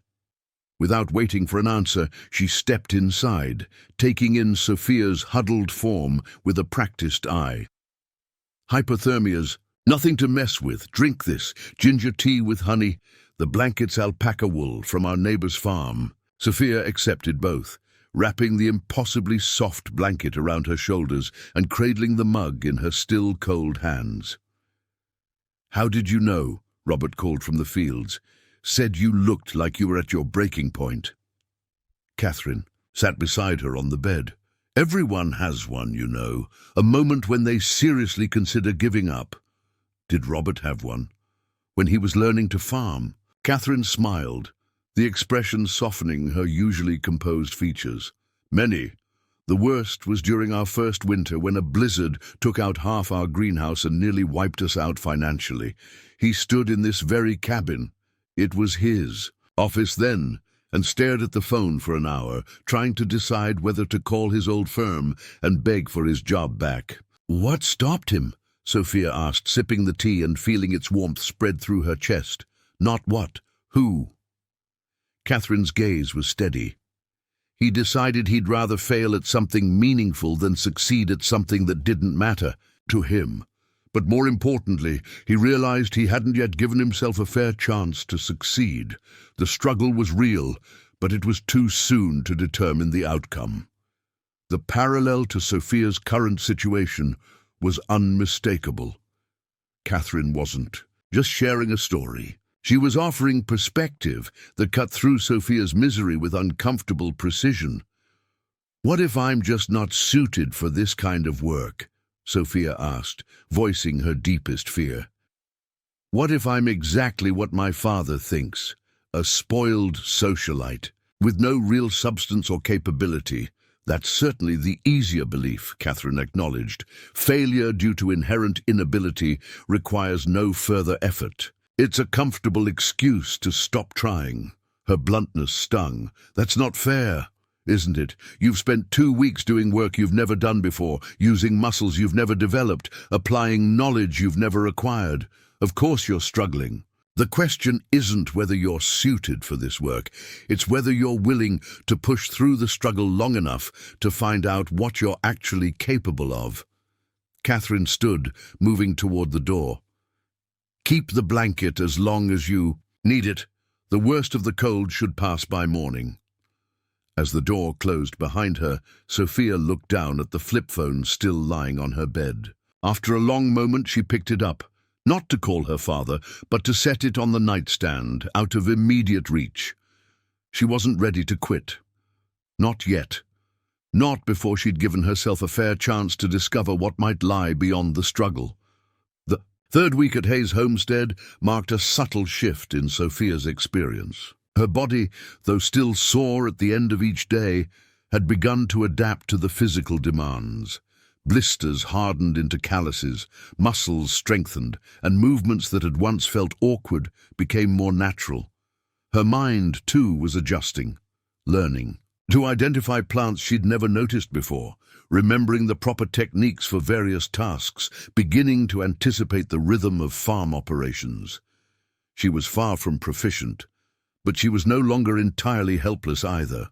This small progress brought an unexpected sense of pride that both confused and intrigued her. Monday morning, Sophia reported to the greenhouse complex, where she found Maya checking seedling trays with meticulous attention. "You're with me today," Maya informed her, making a note on her clipboard. "We're transplanting the experimental crop varieties." "Experimental?" Sophia asked, pulling on the work gloves that had become as essential as her phone once was in Manhattan. Hayes Homestead partners with agricultural research programs developing crops with natural resistance to disease and climate fluctuations, Maya explained, leading Sophia to a separate section of the greenhouse. These tomato varieties, for instance, are being bred to thrive with less water without sacrificing flavor or nutritional content. The seedlings looked no different to Sophia's untrained eye than the regular tomato plants she'd worked with earlier, but Maya pointed out subtle distinctions in leaf pattern and stem structure. As they worked side by side, carefully transferring the delicate plants to larger containers, Maya explained the science behind the breeding program with a passion that reminded Sophia of tech entrepreneurs pitching innovative startups. The goal isn't just higher yields or profit margins, Maya emphasized, her hands never pausing in their precise movements. It's creating sustainable food systems that can withstand changing climate conditions while remaining accessible to small-scale farmers globally. I didn't realize farming was so forward-thinking, Sophia admitted. I guess I pictured it as more traditional, unchanged for generations. Maya laughed. Good farming has always been innovative. My ancestors who started this place were constantly experimenting with new techniques and varieties. The tools change, but the mindset of continuous improvement remains the same. By lunchtime, they had transplanted dozens of experimental seedlings, each carefully labeled and documented. Sophia's hands moved with growing confidence, her earlier clumsiness giving way to a more assured touch as she remembered Jackie's advice about treating the plants as living things deserving of care. "Not bad," Maya commented as they cleaned the workstation. "You've developed a decent technique." Coming from Maya, who Sophia had learned was notoriously exacting, this constituted high praise.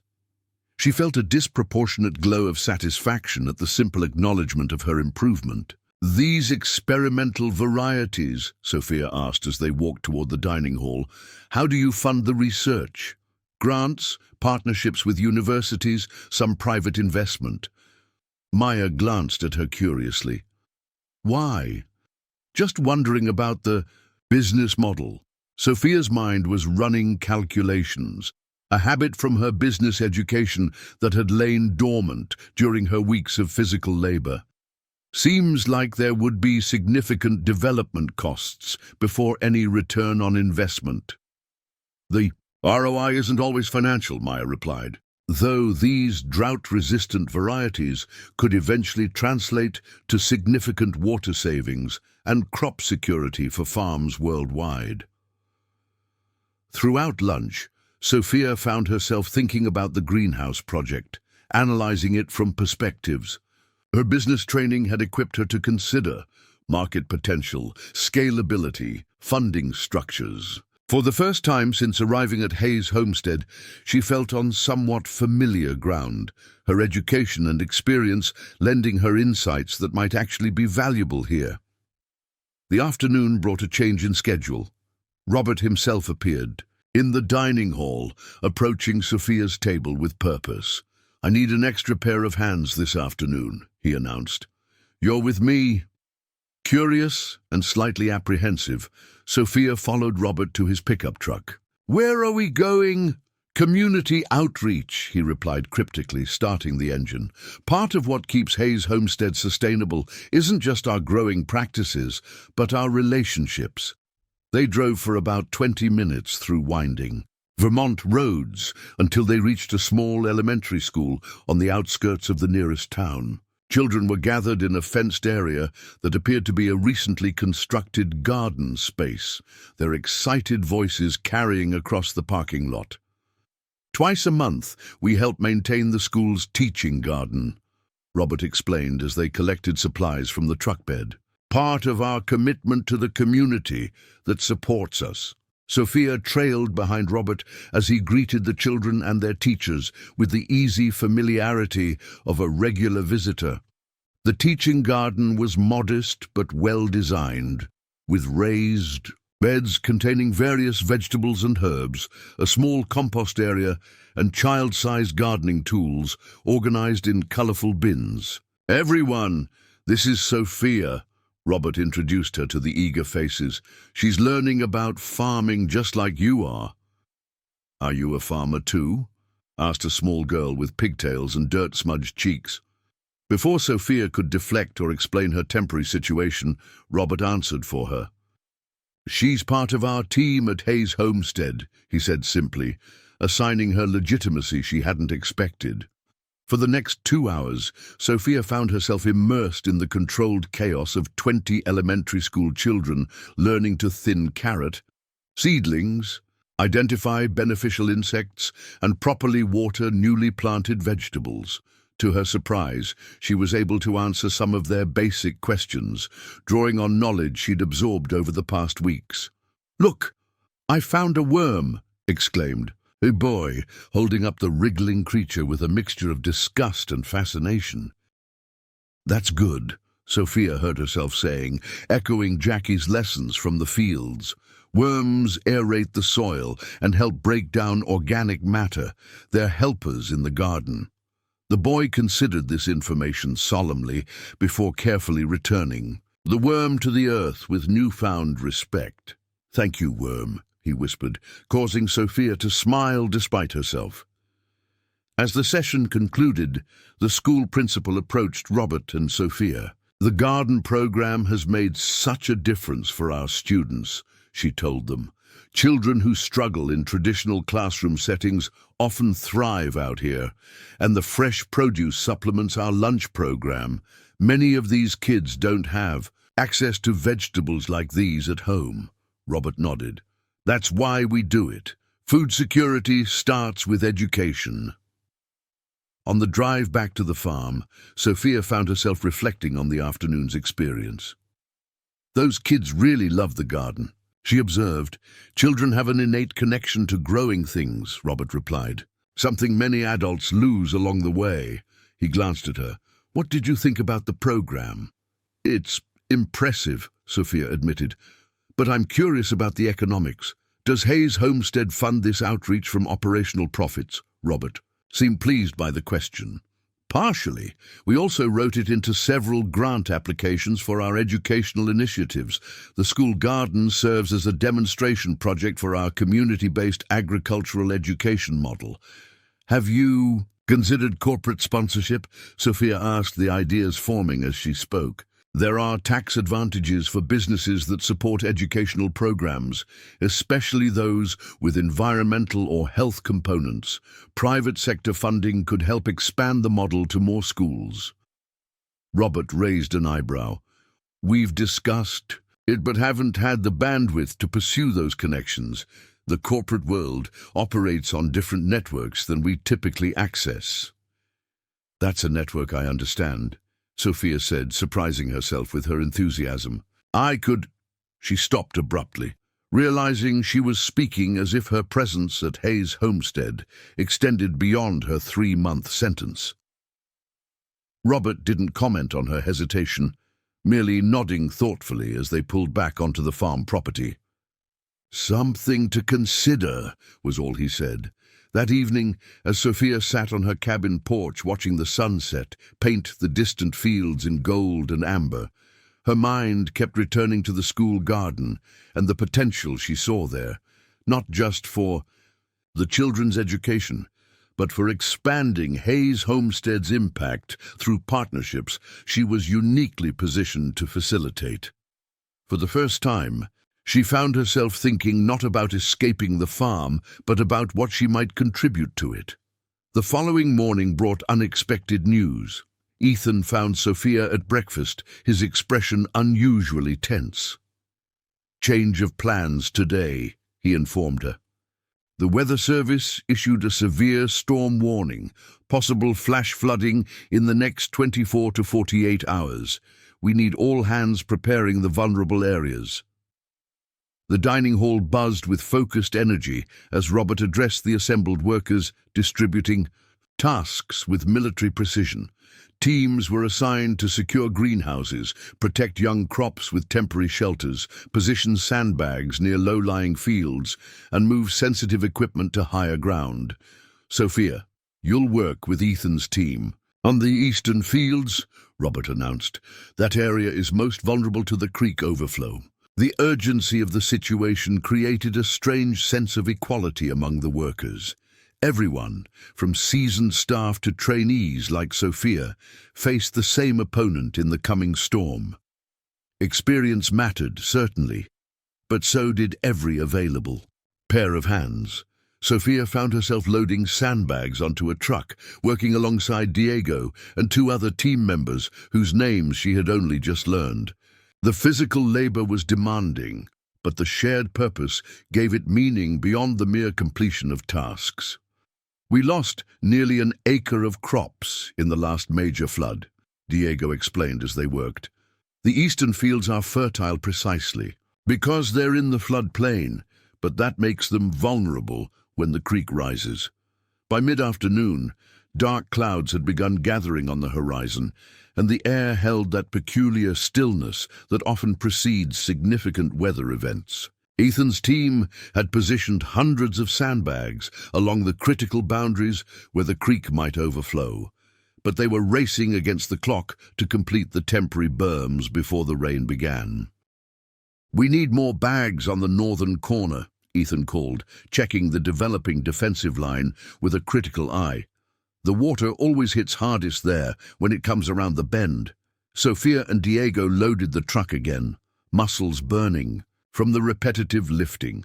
As they drove toward the northern corner, the first heavy drops of rain began to fall, quickly intensifying into a steady downpour that reduced visibility and turned the ground treacherously slick.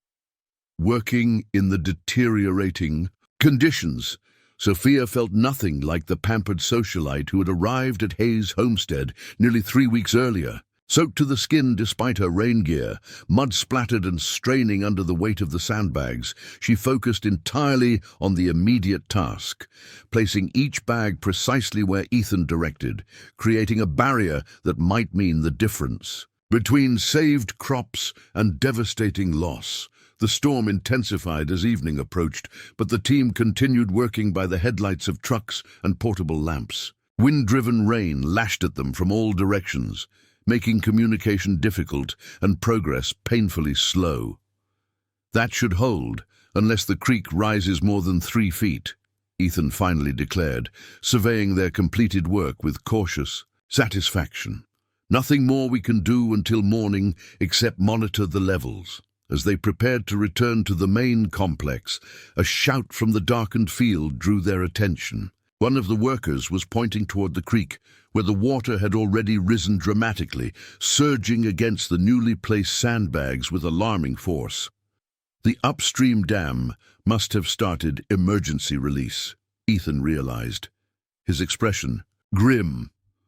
"The water's coming faster than predicted."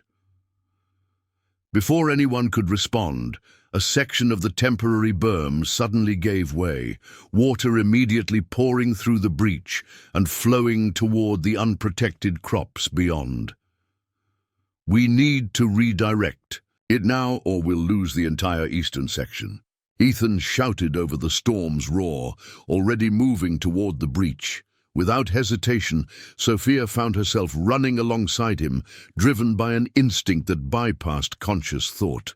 The rushing water was shockingly cold as they waded in, attempting to position emergency barriers against the growing torrent. Diego and the others quickly joined them, passing additional sandbags down a human chain. Sophia's world narrowed to the immediate crisis. The weight of each bag, the precise placement needed, the struggle to maintain footing against the current that pulled at her legs. "We need something to reinforce this section," Ethan called, pointing to where the water continued to find paths through their hastily constructed defenses. Sophia scanned the area, mind racing. Her gaze fell on a stack of unused wooden pallets near the equipment they'd brought. "Those pallets," she shouted to Diego. "If we position them vertically and secure them with stakes, they could create a barrier to hold the sandbags in place." Ethan looked where she was pointing, quickly assessing her suggestion.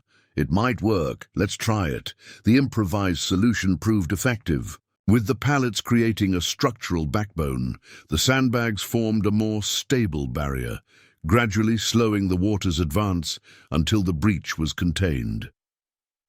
By the time they had stabilized the situation, Sophia was shivering uncontrollably, her hands numb from cold and her clothes soaked through multiple layers. Yet despite the physical discomfort, she felt strangely exhilarated, not from the adrenaline of emergency alone, but from having contributed a solution that actually helped. Quick thinking with those pallets, Ethan acknowledged, as they finally trudged back toward the trucks. The rain still falling heavily, but the immediate crisis averted. Saved us a lot of crops. Something shifted in Sophia's chest at his words, a warm expansion that had nothing to do with external temperature and everything to do with the novel experience of having made a tangible difference through her own actions and ideas. In Manhattan, her contributions had been abstract at best, attending events, making appearances, occasionally lending her name to causes without deep involvement. Here, standing soaked and muddy in a Vermont field, she had helped save actual plants that would become actual food for actual people. The simplicity of this connection between effort and outcome, between problem and solution, struck her with unexpected force. This wasn't about her father's approval or social validation or maintaining appearances. This was about addressing immediate needs with whatever resources and insights were available, and discovering in the process capabilities she hadn't known she possessed. As they drove back through the storm, lightning occasionally illuminating the protected fields they had worked so hard to secure, Sophia realized something had fundamentally changed. She was no longer merely enduring her time at Hayes Homestead, counting days until release. She had, without planning or even noticing the transition, begun to care about this place and its purpose. It wasn't yet belonging, but it was something closer to investment, a tentative stake in outcomes that suddenly mattered to her for reasons she couldn't entirely articulate, but could definitely feel. The crisis had become a turning point, revealing a version of herself she had never before encountered, someone who ran toward problems instead of away from them, who found satisfaction in practical solutions, who could contribute value through more than just her name or appearance or family connections. What that meant for her future remained unclear, but for the first time since arriving at Hayes Homestead, Sophia found herself genuinely curious to discover the answer. The morning after the storm dawned clear and brilliant, sunlight revealing both the damage and what had been saved. The creek had returned to its normal boundaries, leaving behind sodden fields and scattered debris, but thanks to the team's efforts, most of the crops had survived. Sophia stood with Robert and Ethan at the edge of the eastern fields, surveying the aftermath. The exhaustion of the previous night still lingered in her muscles, but it was accompanied by something new, a sense of ownership in the outcome, of having earned the right to stand alongside farm leadership and assess the situation. We saved about 80% of the plantings, Ethan estimated, consulting the notes on his tablet. The field team can begin recovery work on the affected areas today. The pallet barrier held remarkably well, Robert observed, nodding toward the reinforced section Sophia had helped design. Good improvisation under pressure. It was Sophia's idea, Ethan said, surprising her with the direct acknowledgement. She spotted the pallets and figured out how to use them as structural support. Robert turned to her with newfound respect. Quick thinking saved us thousands in crop losses. The simple praise, delivered without exaggeration or flattery, affected Sophia more deeply than any social media accolade or society column mention ever had.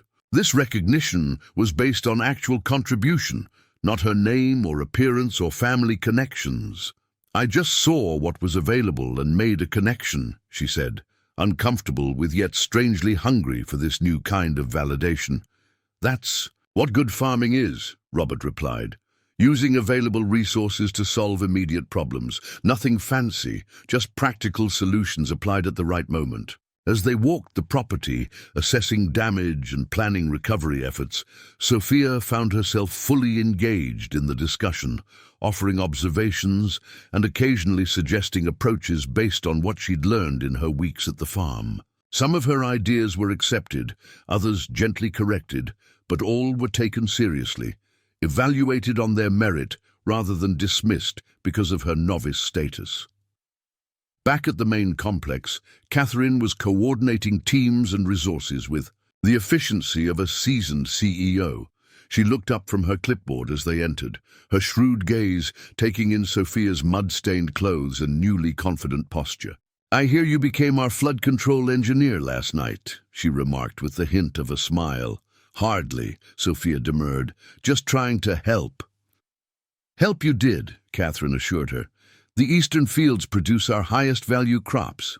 Losing them would have been a significant financial blow." She gestured toward a large whiteboard covered with task assignments. "I've put you with the greenhouse recovery team today. The storm damaged some of the experimental seedling sections." Sophia felt a flutter of concern. "Maya's research plants? The drought-resistant varieties?" Catherine nodded. "Among others, the team could use someone familiar with that project. The assignment was a vote of confidence that Sophia wouldn't have received or even wanted a few weeks earlier. Now she felt both honored by the responsibility and genuinely concerned about the specialized seedlings she had helped transplant in the greenhouse. She found Maya already hard at work, carefully sorting through damaged trays and assessing which plants could be saved. Together, they established a triage system, focusing first on the most valuable research specimens while documenting losses for insurance and grant reporting purposes. "These tomato varieties represent 2 years of selective breeding," Maya explained, as they worked to stabilize a partially collapsed growing rack. Losing them would set the research back significantly. Sophia found herself fully invested in the rescue effort, her hands moving with newfound competence as she helped secure, replant, and label the salvaged seedlings. The satisfaction of preserving something valuable, something that existed beyond her own concerns or comfort, filled her with purpose. By the end of the workday, they had managed to save most of the critical research specimens. Maya's quiet "thank you" as they finished cleaning the workspace carried weight beyond the simple words, an acknowledgement of Sophia as a genuine contributor rather than a reluctant temporary worker. That evening, as Sophia scrubbed the days, dirt from beneath her fingernails, a ritual that no longer bothered her as it once had, she realized with a start that she had passed the halfway point of her 3-month sentence without even noticing. What had begun as punishment had gradually, almost imperceptibly, transformed into something else entirely. Her phone chimed, the basic flip phone her father had provided, which she now used primarily for occasional check-ins rather than escape. Planning. It was a text from Victor. "Scheduled to be in Boston next week. Thought I might drive up to see how you're doing. Acceptable?" Sophia stared at the message, conflicting emotions swirling through her. 2 months ago, she would have been furious at his presumption, or perhaps eagerly anticipating the opportunity to demonstrate how miserable she was. Now she felt something more complex, a strange mixture of pride in what she had accomplished, and uncertainty about how her father would perceive the changes in her. "Fine," she texted back simply. "Let me know when." The day of Victor Blackwell's visit dawned crisp and cool, autumn firmly established in the vibrant foliage surrounding Hayes Homestead. Sophia had been assigned to the farm store that day, helping customers select produce and answering questions about the farm's growing practices, a task that would have mortified her 2 months earlier, but now felt comfortable and even enjoyable. She, spotted her father's sleek luxury car the moment it pulled into the parking area, impossible to miss among the practical vehicles of regular customers. Victor emerged looking simultaneously in and out of place, his casual attire clearly chosen for a farm visit, but still bearing the unmistakable quality and tailoring that set it apart. For a moment, Sophia viewed her father through new eyes, not as the omnipotent billionaire who had controlled her life, but as a man who had once been a city boy himself, who had made choices that shaped his path just as she was now making hers. "Sophia," he greeted her, scanning her appearance with barely concealed surprise. The designer clothes and perfect styling were gone, replaced by practical jeans, boots, and a Hayes Homestead shirt with her name embroidered above the logo, a gift from the team after the flood response. "Dad," she replied, suddenly self-conscious about her dirt-stained hands and wind-blown hair. "Welcome to Hayes Homestead. You look—" He seemed to search for the right word. "Well, I am well," she confirmed, and meant it in ways that extended beyond physical health. "Would you like a tour?" For the next hour, Sophia guided her father through the property, explaining operations with a knowledge and enthusiasm that clearly surprised him. She showed him the recovered eastern fields, the greenhouse with its research projects, the educational garden areas, and the community outreach programs. "The School Gardens initiative has particular potential for expansion," she found herself explaining as they walked. "With the right corporate partnerships, the model could be replicated throughout the region, creating both educational opportunities and improved food security for vulnerable communities." Victor listened with growing interest, occasionally asking pointed questions that revealed his quick grasp of the business aspects. "You've given this considerable thought," he observed. "I have," Sophia acknowledged. "There's untapped potential here for scaling impact while maintaining sustainable operations." They found Robert in the main office, reviewing crop projections for the coming season. The two old friends greeted each other warmly, though Sophia detected an undercurrent of assessment in their interaction, each measuring what the other might have observed about her transformation. "Your daughter has become quite the asset," Robert told Victor with characteristic directness. "Quick learner, good problem solver, surprisingly strong when it counts."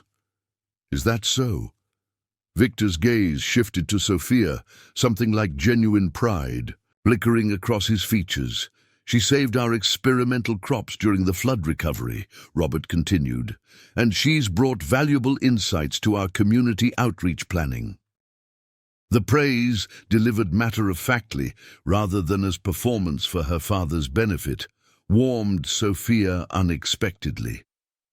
It represented a true evaluation of her contributions, not the hollow compliments she'd received throughout her life simply for being Victor Blackwell's daughter. After the tour, they settled on the porch of the main house, where Catherine had prepared coffee and freshly baked apple tarts. The conversation flowed easily between farm operations, market trends, and potential innovations, topics that would have bored Sophia to tears months earlier, but now engaged her fully. "I need to check on a delivery," Robert eventually excused himself. "Catherine has a board meeting. Take your time with the coffee." Left alone with her father, Sophia felt a moment of awkwardness descend. They had navigated the tour and group conversation smoothly, but this was their first private moment to address what had happened, both her initial rebellion and her subsequent transformation. "You seem different," Victor finally said, studying her over his coffee cup. "I'm different," Sophia confirmed. "This place changes people." "How so?" She considered the question carefully. "It strips away pretense. When you're knee-deep in mud trying to save crops from flooding, it doesn't matter who your father is or what you're wearing or how many Instagram followers you have. What matters is whether you can actually do something useful." Victor nodded, slowly. "And you discovered you could." "Not at first," Sophia admitted with a small laugh. "I was terrible at everything, completely useless. But eventually, yes, I found I could contribute in ways I never expected. Robert speaks highly of you, Victor observed. That's not a compliment he gives lightly. I know. She found herself wanting her father to understand the depth of what had occurred here. Not just learning farm skills, but a fundamental shift in how she perceived herself and her place in the world. Dad, I need to tell you something. I'm not coming back to Manhattan when the 3 months are up. Not immediately, anyway. Victor's eyebrows rose. Is this rebellion again? No, she replied firmly. It's the opposite, actually. It's taking responsibility. I've started working with Maya and Robert on expanding their educational initiatives, particularly the school garden program. We're developing a structured proposal for corporate sponsorship that could significantly scale their impact. I want to see it through, and your life in New York, your friends, your social circle. Sophia looked out across the fields where workers were harvesting late-season crops, their movements purposeful and productive. That life feels hollow now. Shopping, parties, social media validation, it's all just empty calories. Here I'm doing something real, something that matters. Victor was silent for a long moment, his expression unreadable. Then, to her surprise, he smiled, a genuine smile that reached his eyes in a way she hadn't seen since her childhood. Your mother would be proud, he said quietly. She always worried that the wealth would insulate you from developing your own purpose. She wanted more for you than just being a Blackwell heiress. The mention of her mother, coupled with the unexpected approval, brought sudden tears to Sophia's eyes. I barely remember what she was like anymore, she admitted. Just fragments. She was brilliant, driven, deeply compassionate, Victor replied, his voice softening with memory. Much like Catherine, actually. They were close in college, both determined women with clear visions for how they wanted to impact the world. Catherine told me Mom was an architect. Victor nodded. She specialized in sustainable urban development before it was fashionable. She wanted to create living buildings that connected people with nature, even in the densest cities. His expression grew wistful. After she died, I think I lost sight of that vision, got caught up in bigger, higher, more impressive structures rather than more meaningful ones. This glimpse into her father's inner thoughts, his regrets, his own lost purpose, created a bridge between them that wealth and shared DNA never had. For perhaps the first time, Sophia saw him as a whole person rather than simply an authority figure to either please or rebel against. It's not too late, you know, she suggested gently, to build something meaningful. Perhaps not, he agreed, studying her with newfound respect. So, this farm in Vermont, is it a temporary chapter or a new direction? I'm not sure yet, Sophia answered honestly. But I know I need to see where it leads. There's something here I need to explore fully, not just at Hayes Homestead specifically, but in this way of connecting what I do with what actually matters in the world. Victor set down his coffee cup with decisive finality. Then I'll support that exploration, however it unfolds. You're not disappointed that I'm not returning to the company, not following the path you laid out? Sophia, her father said with unexpected warmth, 3 months ago, you were sabotaging deals out of spite and treating your responsibilities like optional inconveniences. Now you're talking about corporate partnership structures for educational initiatives and seeing projects through to completion. He smiled again. That's not disappointing. That's growth. The direction matters less than the development. As the autumn sun cast long shadows across the fields of Hayes Homestead, father and daughter sat together in a companionable silence that contained more genuine connection than all their years of living under the same roof in Manhattan. Something fundamental had shifted, not just in Sophia, but in how they related to each other as adults with separate but equally valid purposes. Later, after her father had departed with promises to discuss the educational initiative funding. On his next visit, Sophia walked alone among the rows of vegetables she had helped plant, tend and harvest over the past 2 months. Her hands, once soft and manicured, now bore the marks of honest labor.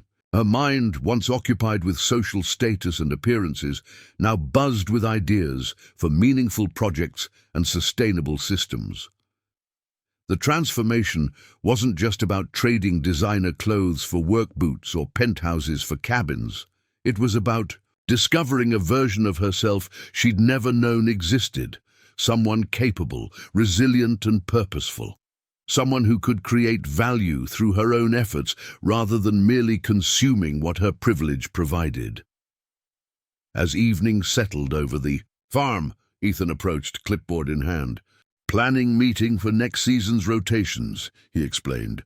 "Robert thought you might want to join, since you'll be involved with the educational garden expansions." "I'd like that," Sophia replied, falling into step beside him. "So?" he ventured. "Your father's visit went well?" "Surprisingly, yes." She smiled at his obvious curiosity. "Turns out people can change, even billionaires and their spoiled daughters." "I never thought you were spoiled," Ethan remarked casually. "Misplaced, maybe, like a hothouse flower suddenly planted in an open field." And now, he considered her, for a moment his expression softening. "Now you're blooming where you're planted. Turns out you're hardier than anyone knew, yourself included." As they walked together toward the planning meeting, Sophia reflected on the unlikely journey that had brought her to this moment. Her father had sent her to Hayes Homestead as punishment, expecting her to learn harsh lessons about privilege and consequence. Instead, she had discovered something far more valuable: her own capacity for growth, adaptation, and meaningful contribution. The roots she had begun to develop here were still young and tender, but they were genuinely hers, grown not from inherited wealth or social position, but from her own labor, ideas, and newfound purpose. Whatever direction her life took from this point forward, that hard-won self-knowledge would remain her most valuable harvest. The billionaire's daughter, who had arrived at Hayes Homestead in designer boots, and resentment had indeed been transformed. But unlike the carefully curated transformations of her previous life, new hairstyles, wardrobes, or social circles, this change had occurred at the level of identity itself, reshaping not just how she appeared to others, but who she understood herself to be. And that, Sophia reflected as she entered the planning meeting, ready to contribute her ideas for the farm's future, was the most meaningful change of all.